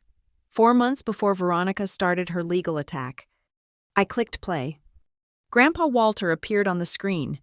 He adjusted the camera, peering into the lens with clear, sharp eyes. He took a deep breath. "Hello, Lena," the video grandpa said. His voice was stronger then, less raspy.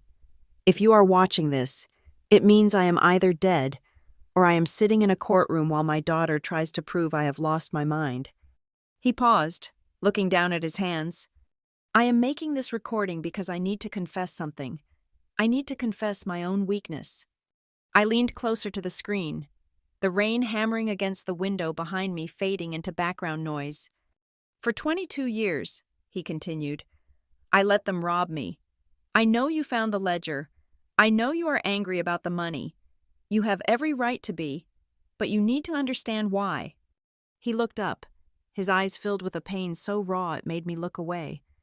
"I gave them the money because I felt guilty. I felt guilty that I raised a daughter who could leave her own child on a porch. I thought it was my fault. I thought maybe I had been too hard on her, or too distant. So when they asked for money, I gave it. I thought I was buying their love. I thought I was buying their return." He let out a bitter laugh. "But a black hole does not fill up. Lena, it just consumes. And the terrible truth is, I let them use me because I was afraid that if I stopped paying, they would disappear completely, and I would have to admit that I failed as a father." Tears pricked my eyes. He wasn't a victim of senility. He was a victim of a father's broken heart. "But then," he said, his voice hardening, "I saw what they were doing to you. I saw them ignore you. I saw them mock you. And I realized I was not buying a family. I was funding a hostage situation. And you were the hostage." He leaned into the camera, his face filling the frame. "I am ending it. I am writing the trust. I am cutting the cord. And I know they will come for me. They will say I am crazy. They will say I am weak. But I have left a letter for the judge. It details every interaction, every threat, every dollar. It is dated and notarized by my old clerk." The video ended with him smiling, a sad, tired smile. "Do not be afraid to use the fire, Lena. Burn it all down if you have to. Just make sure you are the one standing in the ashes." The screen went black. I sat there in the silence, the tears flowing freely now. He had protected me, even in his silence, even while he was bleeding money. He had been planning this defense. I looked at the sealed letter. This was the nuclear option. If I handed this to the judge tomorrow, it wouldn't just win the case. It would humiliate Daniel and Veronica. It would expose the depths of their cruelty and Grandpa's private shame to the entire world. It would be in the public record forever. Was I ready to do that? Was I ready to destroy the last shred of the Hale family name? The phone on the desk rang, shattering the silence. I jumped. It was late, past 11 at night. The caller ID showed Seattle General Hospital. Panic surged through me. "Grandpa!" I snatched the phone. "Hello, is he okay?" "Lena?" It was him. His voice was weak, raspy, barely a whisper over the line. "Grandpa?" I exhaled, sinking back into the chair. "You scared me. Why are you awake? You have the trial tomorrow." "I could not sleep," he said. "The nurses, they gave me a sleeping pill, but I spit it out." "You need rest," I scolded gently. "I need to talk to you," he insisted. "I need to tell you something before we go in there tomorrow, before the lawyers start talking." "I found the video," I said softly. "I found the letter." There was a long silence on the other end. "Good," he said. "Then you know." "I know," I whispered. "Lena," he said, his voice breaking. "I am sorry." "Grandpa, you don't have to apologize. You were trying to—" "No," he interrupted, gaining a sudden strength. "Not about the money. I am sorry I did not fight for you sooner. I am sorry about the empty chairs." My heart stopped. He remembered. "I saw them," he said. "Every graduation, every play. I saw those 2 empty chairs you saved. I saw you looking at the door, and I said nothing. I let you hope. I should have told you then that they were not coming. I should have told you that you were enough, that you and I and Grandma, we were enough. I closed my eyes, letting the 20-year-old wound finally begin to close. We were enough, Grandpa, I said, my voice thick. We were everything. Tomorrow, he said, I'm going to stand up. I promised you I would stand, but I need you to promise me something. Anything. Do not hold back, he said. Do not protect me. Do not protect them. Tell the truth. The whole, ugly, beautiful truth. It is the only thing that cleans the wound. I promise, I said. Good night, my girl, he said. Good night, Grandpa. The line clicked dead. I sat there for a long time, holding the phone. The fear was gone.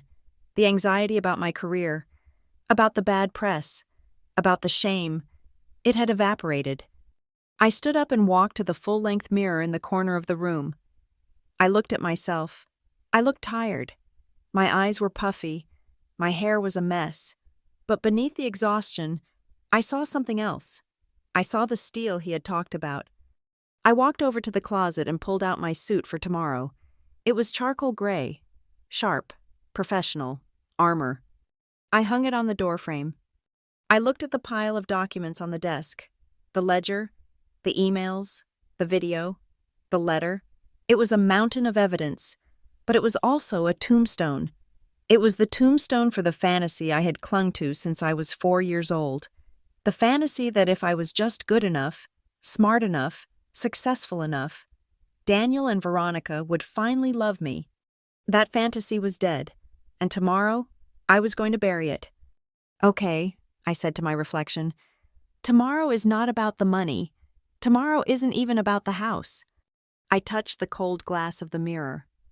Tomorrow is a trial to decide what the word family actually means. Is it the blood that runs in your veins? Or is it the people who bleed for you? I turned off the light. The room plunged into darkness, save for the flashing red light of the answering machine. The war room was closed. The evidence was gathered. The soldiers were ready. I went upstairs to try and sleep, knowing that when the sun rose, I wouldn't be walking into that courtroom as a victim. I would be walking in as the executioner of a 20-year lie, and I was finally, completely ready to swing the axe. The final day of the trial did not feel like a legal proceeding. It felt like a gladiatorial match held in a library. The courtroom was suffocatingly full. Every bench was packed with reporters, legal bloggers, and curious onlookers who had watched the viral video of the cemetery slap. The air conditioner was humming, but it could not cut through the thick, humid tension of 200 people holding their breath. Veronica Hale entered the room like she was walking a red carpet. Though she was dressed for a funeral, she wore a modest gray suit, high-necked and severe. She held Daniel's hand so tightly that his fingers looked white. They were selling the image of the united front, the grieving children fighting for the soul of their senile patriarch.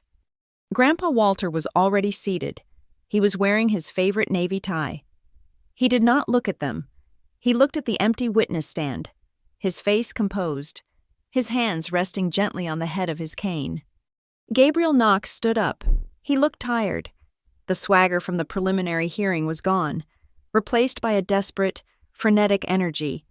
He knew he was losing the narrative, so he decided to flood the zone with noise. The defense wants to talk about numbers, Knox announced, pacing before the jury box. They want to show you spreadsheets and bank transfers, but a family is not a math problem. You cannot quantify love in a ledger.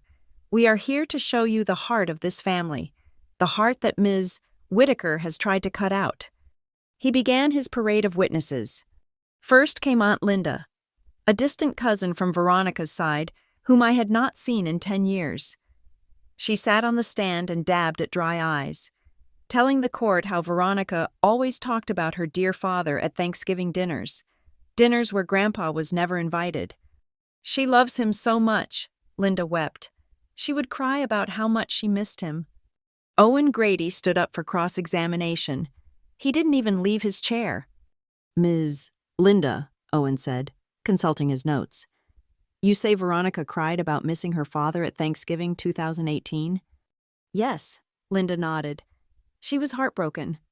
Strange, Owen said, because according to flight manifests and credit card receipts, on Thanksgiving 2018, Veronica and Daniel were at a Four Seasons in Maui. Walter Monroe was alone in Santa Rosa eating a frozen turkey dinner. Did she call him from the beach? I assume so, Linda stammered. Assumption is not evidence, Owen said. No further questions. Next came a deacon from Veronica's church in Seattle. He testified that Veronica had asked the congregation to pray for her ailing father every week for 5 years. Owen destroyed him with a single question. Deacon, Owen asked, in those 5 years of prayers, did Mrs. Hale ever ask the church to organize a visit? Did she ever bring him to a service? Did she ever use the church's volunteer fund, which she manages, to buy him a plane ticket? The deacon looked down at his shoes. No. So she prayed for him publicly, but did nothing for him privately. Owen summarized. Thank you. The witnesses were falling like dominoes. The heart Knox was trying to show was hollow, but Knox had one more card to play. A surprise witness. The plaintiffs call Marcus Hale, Knox announced. I stiffened. Marcus was a cousin on my father's side. He was a spineless man who worked in insurance and had always been terrified of Veronica. Knox clearly thought Marcus would toe the line. Marcus took the stand. He looked like he was about to vomit. He kept glancing at Veronica, who was staring at him with a predator's intensity. Knox led him through the standard questions. Marcus confirmed that Daniel was a loving son, that the business was struggling, that they needed the inheritance to honor Walter's legacy. Then it was Owen's turn. Owen walked up to the stand. He held a document in his hand. It was one of the power of attorney forms Veronica had tried to use at the bank. Mr. Hale, Owen said softly, you work in insurance. You know the penalty for fraud, do you not? Marcus swallowed hard. I do. I am holding a power of attorney document dated August 10th, Owen said. It has a witness signature on it. It looks like your signature. Is it? Marcus looked at the paper, then he looked at Veronica. She gave a tiny, almost imperceptible shake of her head, a warning. But Marcus looked at the judge, then he looked at the court stenographer, who was typing every word. He realized he was under oath. He realized Veronica could not save him from prison. It is my signature, Marcus whispered. And did you see Walter Monroe sign this document? Owen asked. Were you in the room with him? The silence stretched for 5 seconds. No, Marcus said. His voice cracked. Gasps rippled through the gallery. Veronica closed her eyes. No, Owen pressed. Then how is your signature there as a witness? Veronica brought it to my office, Marcus confessed, the words tumbling out now. She said Walter was too shaky to sign it himself, but he wanted it done. She asked me to sign it as a witness. She said she would fill in his signature later. Objection, Knox screamed. This witness is hostile. This witness is telling the truth, Owen shouted back. Your Honor, the plaintiff just admitted to soliciting forgery. Sit down, Mr. Knox, Judge Vance barked. She looked at Marcus. You may step down, sir, and I suggest you get a lawyer. The air in the room had changed. It wasn't just a civil dispute anymore. It was a criminal conspiracy unraveling in real time. Knox looked desperate. He looked at Daniel. Mr. Hale, take the stand. It was a Hail Mary. He needed Daniel to humanize them. He needed the grieving son. Daniel walked up. He looked broken. The confidence he had shown in Parker's office at the bureau was gone. He looked at me, and for a second, I saw shame. But then he looked at Veronica, and the shame turned back into fear. Knox tried to guide him. Daniel, tell the court why you filed for guardianship. Tell them it wasn't about the money. It wasn't, Daniel insisted, sweating under the lights. My father is old. He is vulnerable. We were worried Lena was taking advantage of him. We just wanted to protect the estate. Protect it for whom? Owen asked, standing up for cross-examination. For the family, Daniel said. Define family, Owen said. Us, Daniel snapped. Me, Veronica, his blood. You are worried about the assets, Owen said. Mr. Hale, is your architecture firm solvent? Objection. Relevance, Knox said weakly. Overruled. It goes to motive, Judge Vance said. It is going through a rough patch, Daniel admitted. Is it true you are 3 months behind on your mortgage? Owen asked. The market is tough. Is it true you have a gambling lien on your car? That was a misunderstanding. Mr. Hale. Owen stepped closer. Did you tell your wife, on the night of August 9th, the night before she tried to forge the power of attorney, that if your father transferred his assets to Lena, you would be, quote, dead in the water? Daniel froze. I have the text message logs. Mr. Hale, Owen bluffed. We didn't have the texts, but Daniel didn't know that. I might have said something like that, Daniel mumbled. Oh. So, Owen said, his voice booming, you didn't file this suit because you thought your father was crazy. You filed it because you were broke. You admitted that if the money went to Lena, you were finished. Is that correct? We are his heirs, Daniel shouted, finally snapping. It is our right. If he gives it to her, we are left with nothing. We have bills. We have a lifestyle. He cannot just cut us off. He can, Owen said coldly, and he did. Daniel realized what he had said. He slumped in the chair. He had just admitted, on the record, that the entire lawsuit was a cash grab. No further questions, Owen said. Knox looked defeated. He sat down, but Veronica was not defeated. She was vibrating with rage. She leaned over and whispered something to Knox. He shook his head. She whispered again, louder. I want to testify, she hissed. No, Knox whispered back. It is over. I want to testify. She stood up. I have a right to be heard. Judge Vance looked at her over her glasses. Mrs. Hale, your counsel advises against it. My counsel is an idiot, Veronica spat. I will take the stand. It was the mistake we had been waiting for. Veronica marched to the witness box. She smoothed her skirt. She glared at the gallery. She looked at me with pure hatred. She didn't wait for Knox to question her. She started talking. You all think I am the villain, she said, her voice shaking with indignation. You think I am some evil stepmother, but you do not know what it is like. You do not know what it is like to deal with a stubborn, selfish old man who refuses to help his own children. Owen stood up slowly. He didn't interrupt her. He walked to the projection screen. Mrs. Hale, Owen said, you say Walter refused to help? He hoarded his money, Veronica cried. He sat in that rotting house while we struggled. Exhibit C, Owen said. The screen lit up. It was the Hale Requests email folder. Owen read one aloud. Dad, if you love me, you will send $10,000 for the country club dues. We have to keep up appearances. He read another. Dad, Daniel needs a new car. The BMW is 2 years old. It is embarrassing. Send $20,000. Then, beside the emails, he projected the photos, the yacht in Cabo, the skiing in Aspen, the jewelry receipts. You asked for money 87 times in 10 years, Owen said. He said yes 80 times. He gave you $1.4 million. And yet, on the dates you claimed you were too poor to visit him, you were here. He pointed to a photo of Veronica holding a champagne glass in Paris. That was a business trip, Veronica shrieked.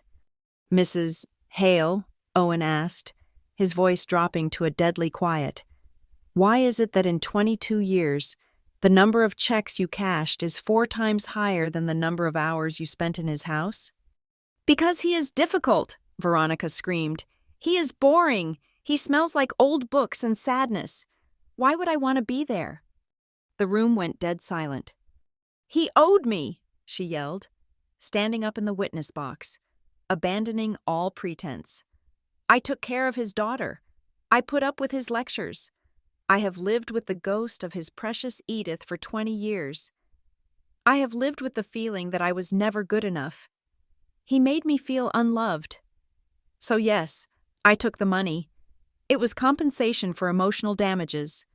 Compensation, Owen repeated. So, you admit it was a transaction. You admit you didn't visit him because you loved him. You visited him to get paid. He didn't love me, Veronica sobbed, but there were no tears, only rage. He loved her.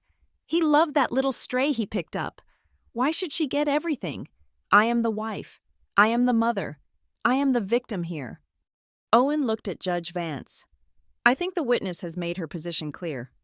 Judge Vance looked at Veronica with an expression of profound pity. You may step down, Mrs. Hale. Veronica sat down, shaking, breathing hard. She looked at Daniel, but he wouldn't meet her eyes. She looked at Knox, who was packing his bag. She looked at the press, and she saw 20 pens writing down the words, "He owed me." Ms. Whitaker, Judge Vance said, turning to me, the defense has the right to a final rebuttal.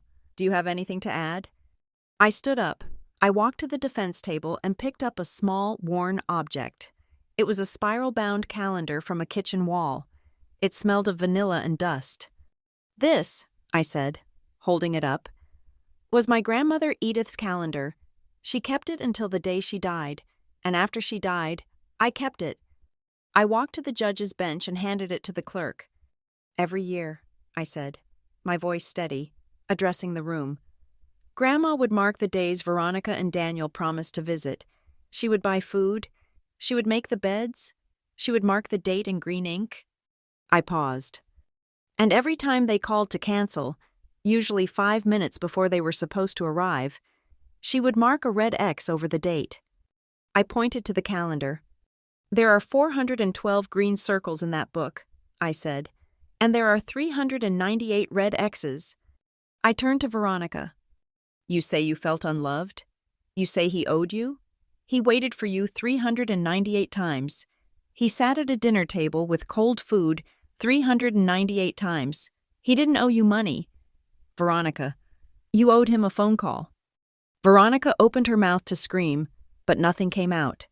The truth was too heavy. It crushed the air out of her lungs. The reporters were not writing anymore. They were looking at the calendar. They were looking at the red X's that represented 20 years of broken promises. The narrative of the poor, neglected daughter had not just been broken, it had been pulverized. Owen stood up. "The defense rests, Your Honor, but we have one final piece of evidence, a video testimony recorded by Walter Monroe prior to the commencement of these proceedings, and a letter addressed to this court." Knox shot up. "Objection.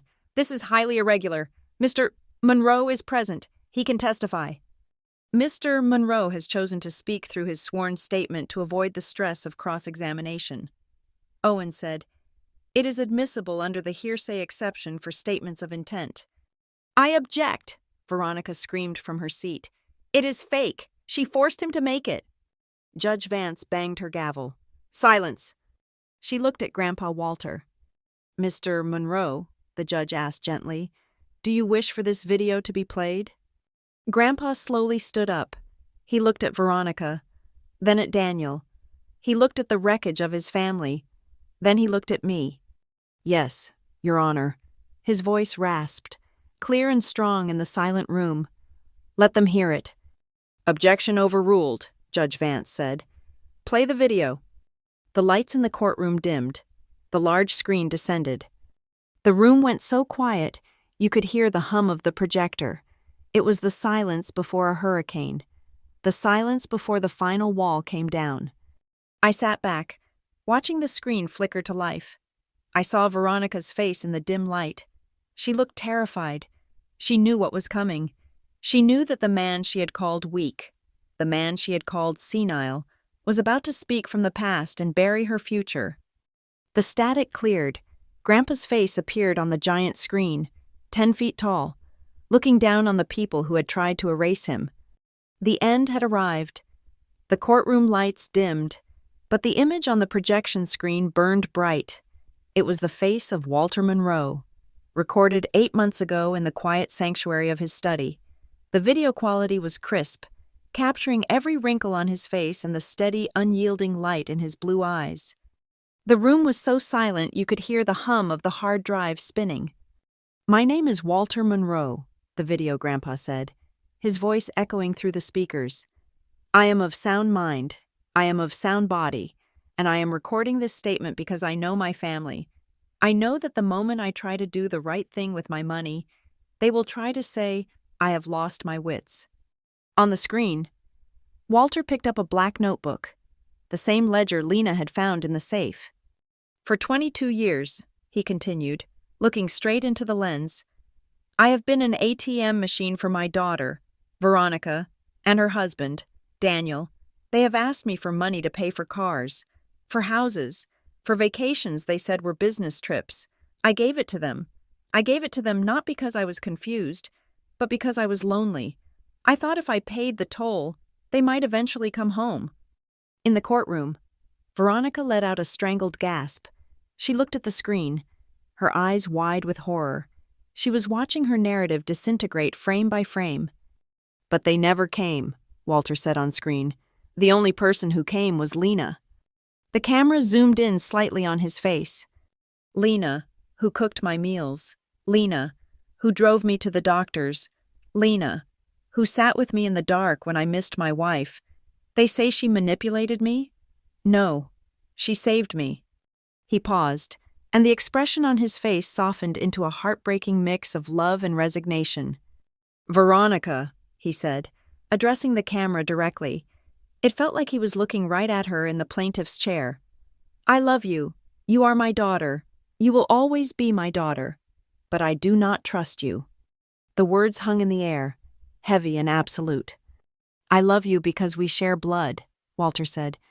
"But I trust Lena because she showed up every day, even when there were no cameras. She held my hand when there was no money in it, and that is why she is the guardian of my estate. Not because she asked for it, but because she is the only one who deserves it." The screen went black. The lights in the courtroom flickered back on. For 3 seconds, nobody moved. The reporters were frozen. The jury box, though empty for this bench trial, felt full of the ghosts of the truth. Then, chaos threatened to break. Veronica was shaking, her face a mask of mottled red and white. Daniel was staring at the floor, refusing to look up, his posture collapsing like a tent with no poles. "Your Honor," Gabriel Knox stood up, his voice cracking. "We move to strike. This video it is prejudicial. It is emotional manipulation." "It is the truth," a voice rasped from the front row. All heads turned. Grandpa Walter was sitting in his wheelchair. He had been using it all day to conserve his strength, looking small and frail amidst the chaos. But now, he gripped the armrests, his knuckles turned white. "Mr. Monroe?" Judge Vance asked, leaning forward. "I would like to speak," Walter said. His voice was not loud, but it carried the weight of 40 years on the bench. "I am not a video recording. I am right here, and I want to finish this." "Your Honor, I object," Knox shouted. "The plaintiff has not called Mr. Monroe. It is improper procedure." Judge Vance slammed her gavel down. Bang. "Overruled," she snapped. "This court is determining the competency of this man. I can think of no better way to judge his capacity than to hear him speak. Mr. Monroe, you have the floor." I watched, my heart hammering against my ribs, as Grandpa unlocked the brakes on his wheelchair. He didn't roll forward. He planted his cane on the floor. "Grandpa?" I whispered, stepping toward him. "Help me up, Lena," he said. The room went deadly silent. The cameras zoomed in. This was the man they said was bedridden. This was the man they said was a vegetable. I hooked my arm under his elbow. He gripped my forearm with a strength that surprised me. He gritted his teeth. I could feel the tremor in his muscles, the sheer physical effort it took to defy gravity and age. 1, 2, he muttered. And then he stood. He rose slowly, unfolding his frame until he was standing straight. He leaned heavily on his cane, but he was upright. He adjusted his tie. He looked at the judge. Then he turned slowly, painfully, to face the plaintiff's table. He looked at Daniel, who was shrinking into his suit.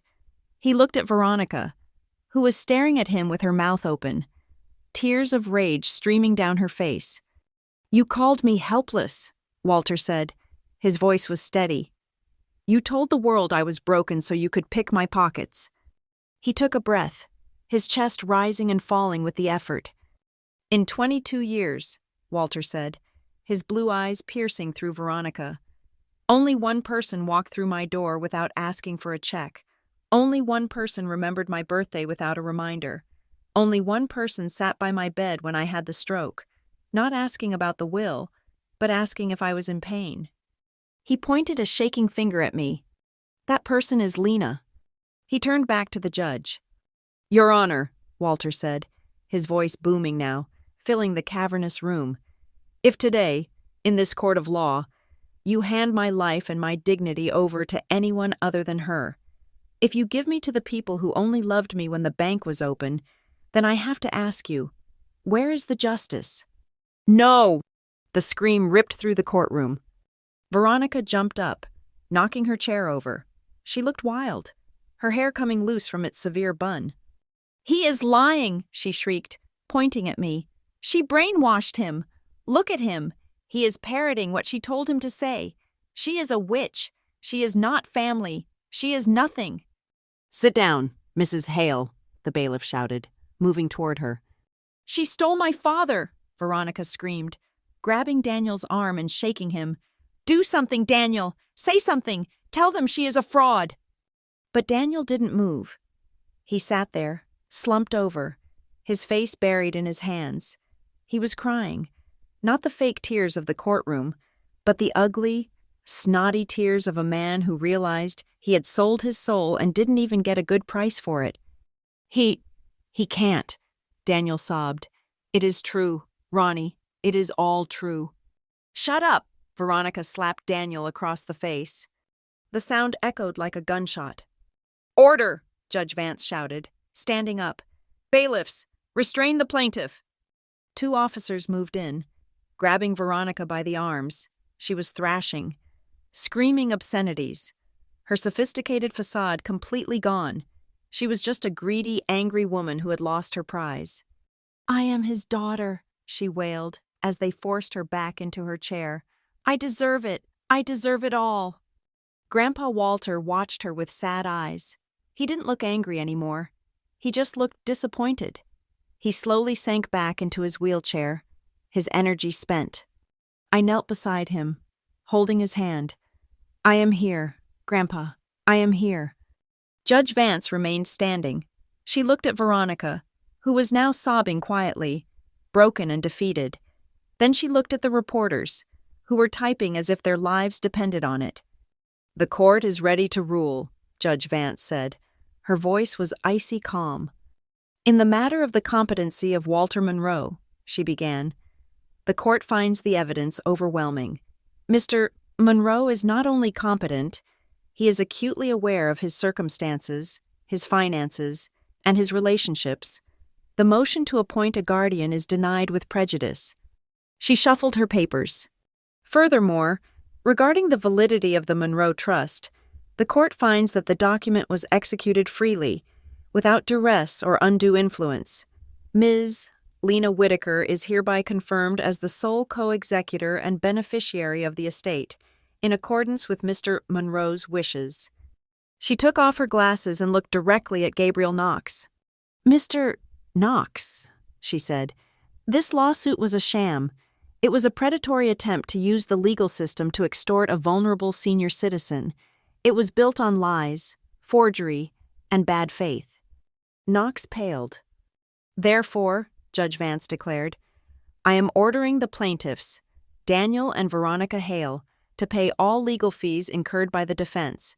Additionally, I am imposing the maximum statutory penalty for filing a frivolous lawsuit. You will pay for every hour Ms. Whitaker spent defending her grandfather. You will pay for every expert witness. You will pay for the court's time." It was the death blow. They were broke.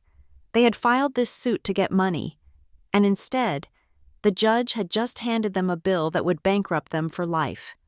"This court is adjourned," Judge Vance said. She banged the gavel. The sound signaled the end of the war. The courtroom erupted into noise, but I didn't hear it. I only heard Grandpa's breathing. "We did it," I whispered, resting my forehead on his hand. "You did it," he corrected softly. We waited for the room to clear. The reporters ran out to file their stories. Daniel was led out by a bailiff, looking like a ghost. Veronica lingered. She stood by the aisle, clutching her purse. Her face was ravaged by crying. She watched us gathering our papers. She watched me help Grandpa with his coat. She took a step toward us. "Lena," she said. Her voice was small, trembling. I turned. I didn't feel anger anymore. I just felt nothing. "Lena, please," she said, tears spilling down her cheeks. "The legal fees. We cannot pay them. We will lose the house. We will lose everything." I stared at her. "That is how consequences work, Veronica." She reached out, trying to grab my hand, but I stepped back. "We are still family," she pleaded, her eyes desperate. "Doesn't that mean anything? After all these years? We are your parents. He is your father. We made a mistake, but we can fix it. Please, just talk to the judge. Tell her to drop the fees, for family's sake." I looked at her. I looked at the woman who had slapped me in the cemetery, the woman who had left me on a porch, the woman who had called me a stray dog. I opened my mouth to speak, but Grandpa's hand touched my arm.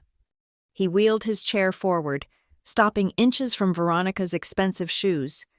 He looked up at her. His eyes were dry. "You are confused about the definition, Veronica," he said gently. "Dad, please," she sobbed.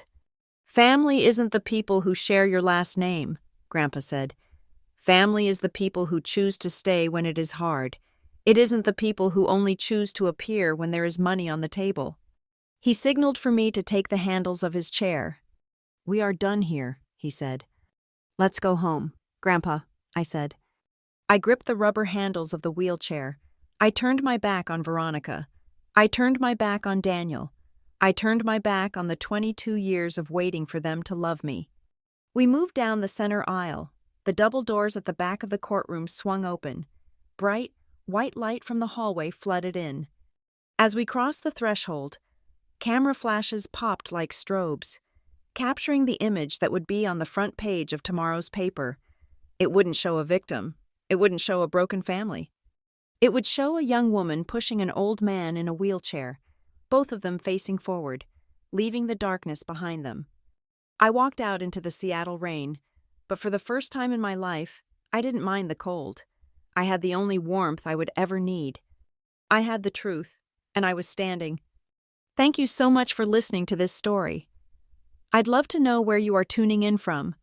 Are you listening on your commute, at the gym, or maybe relaxing at home? Let me know in the comments below.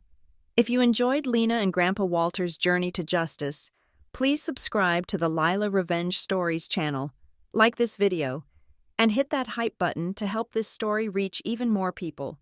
Your support means the world to us.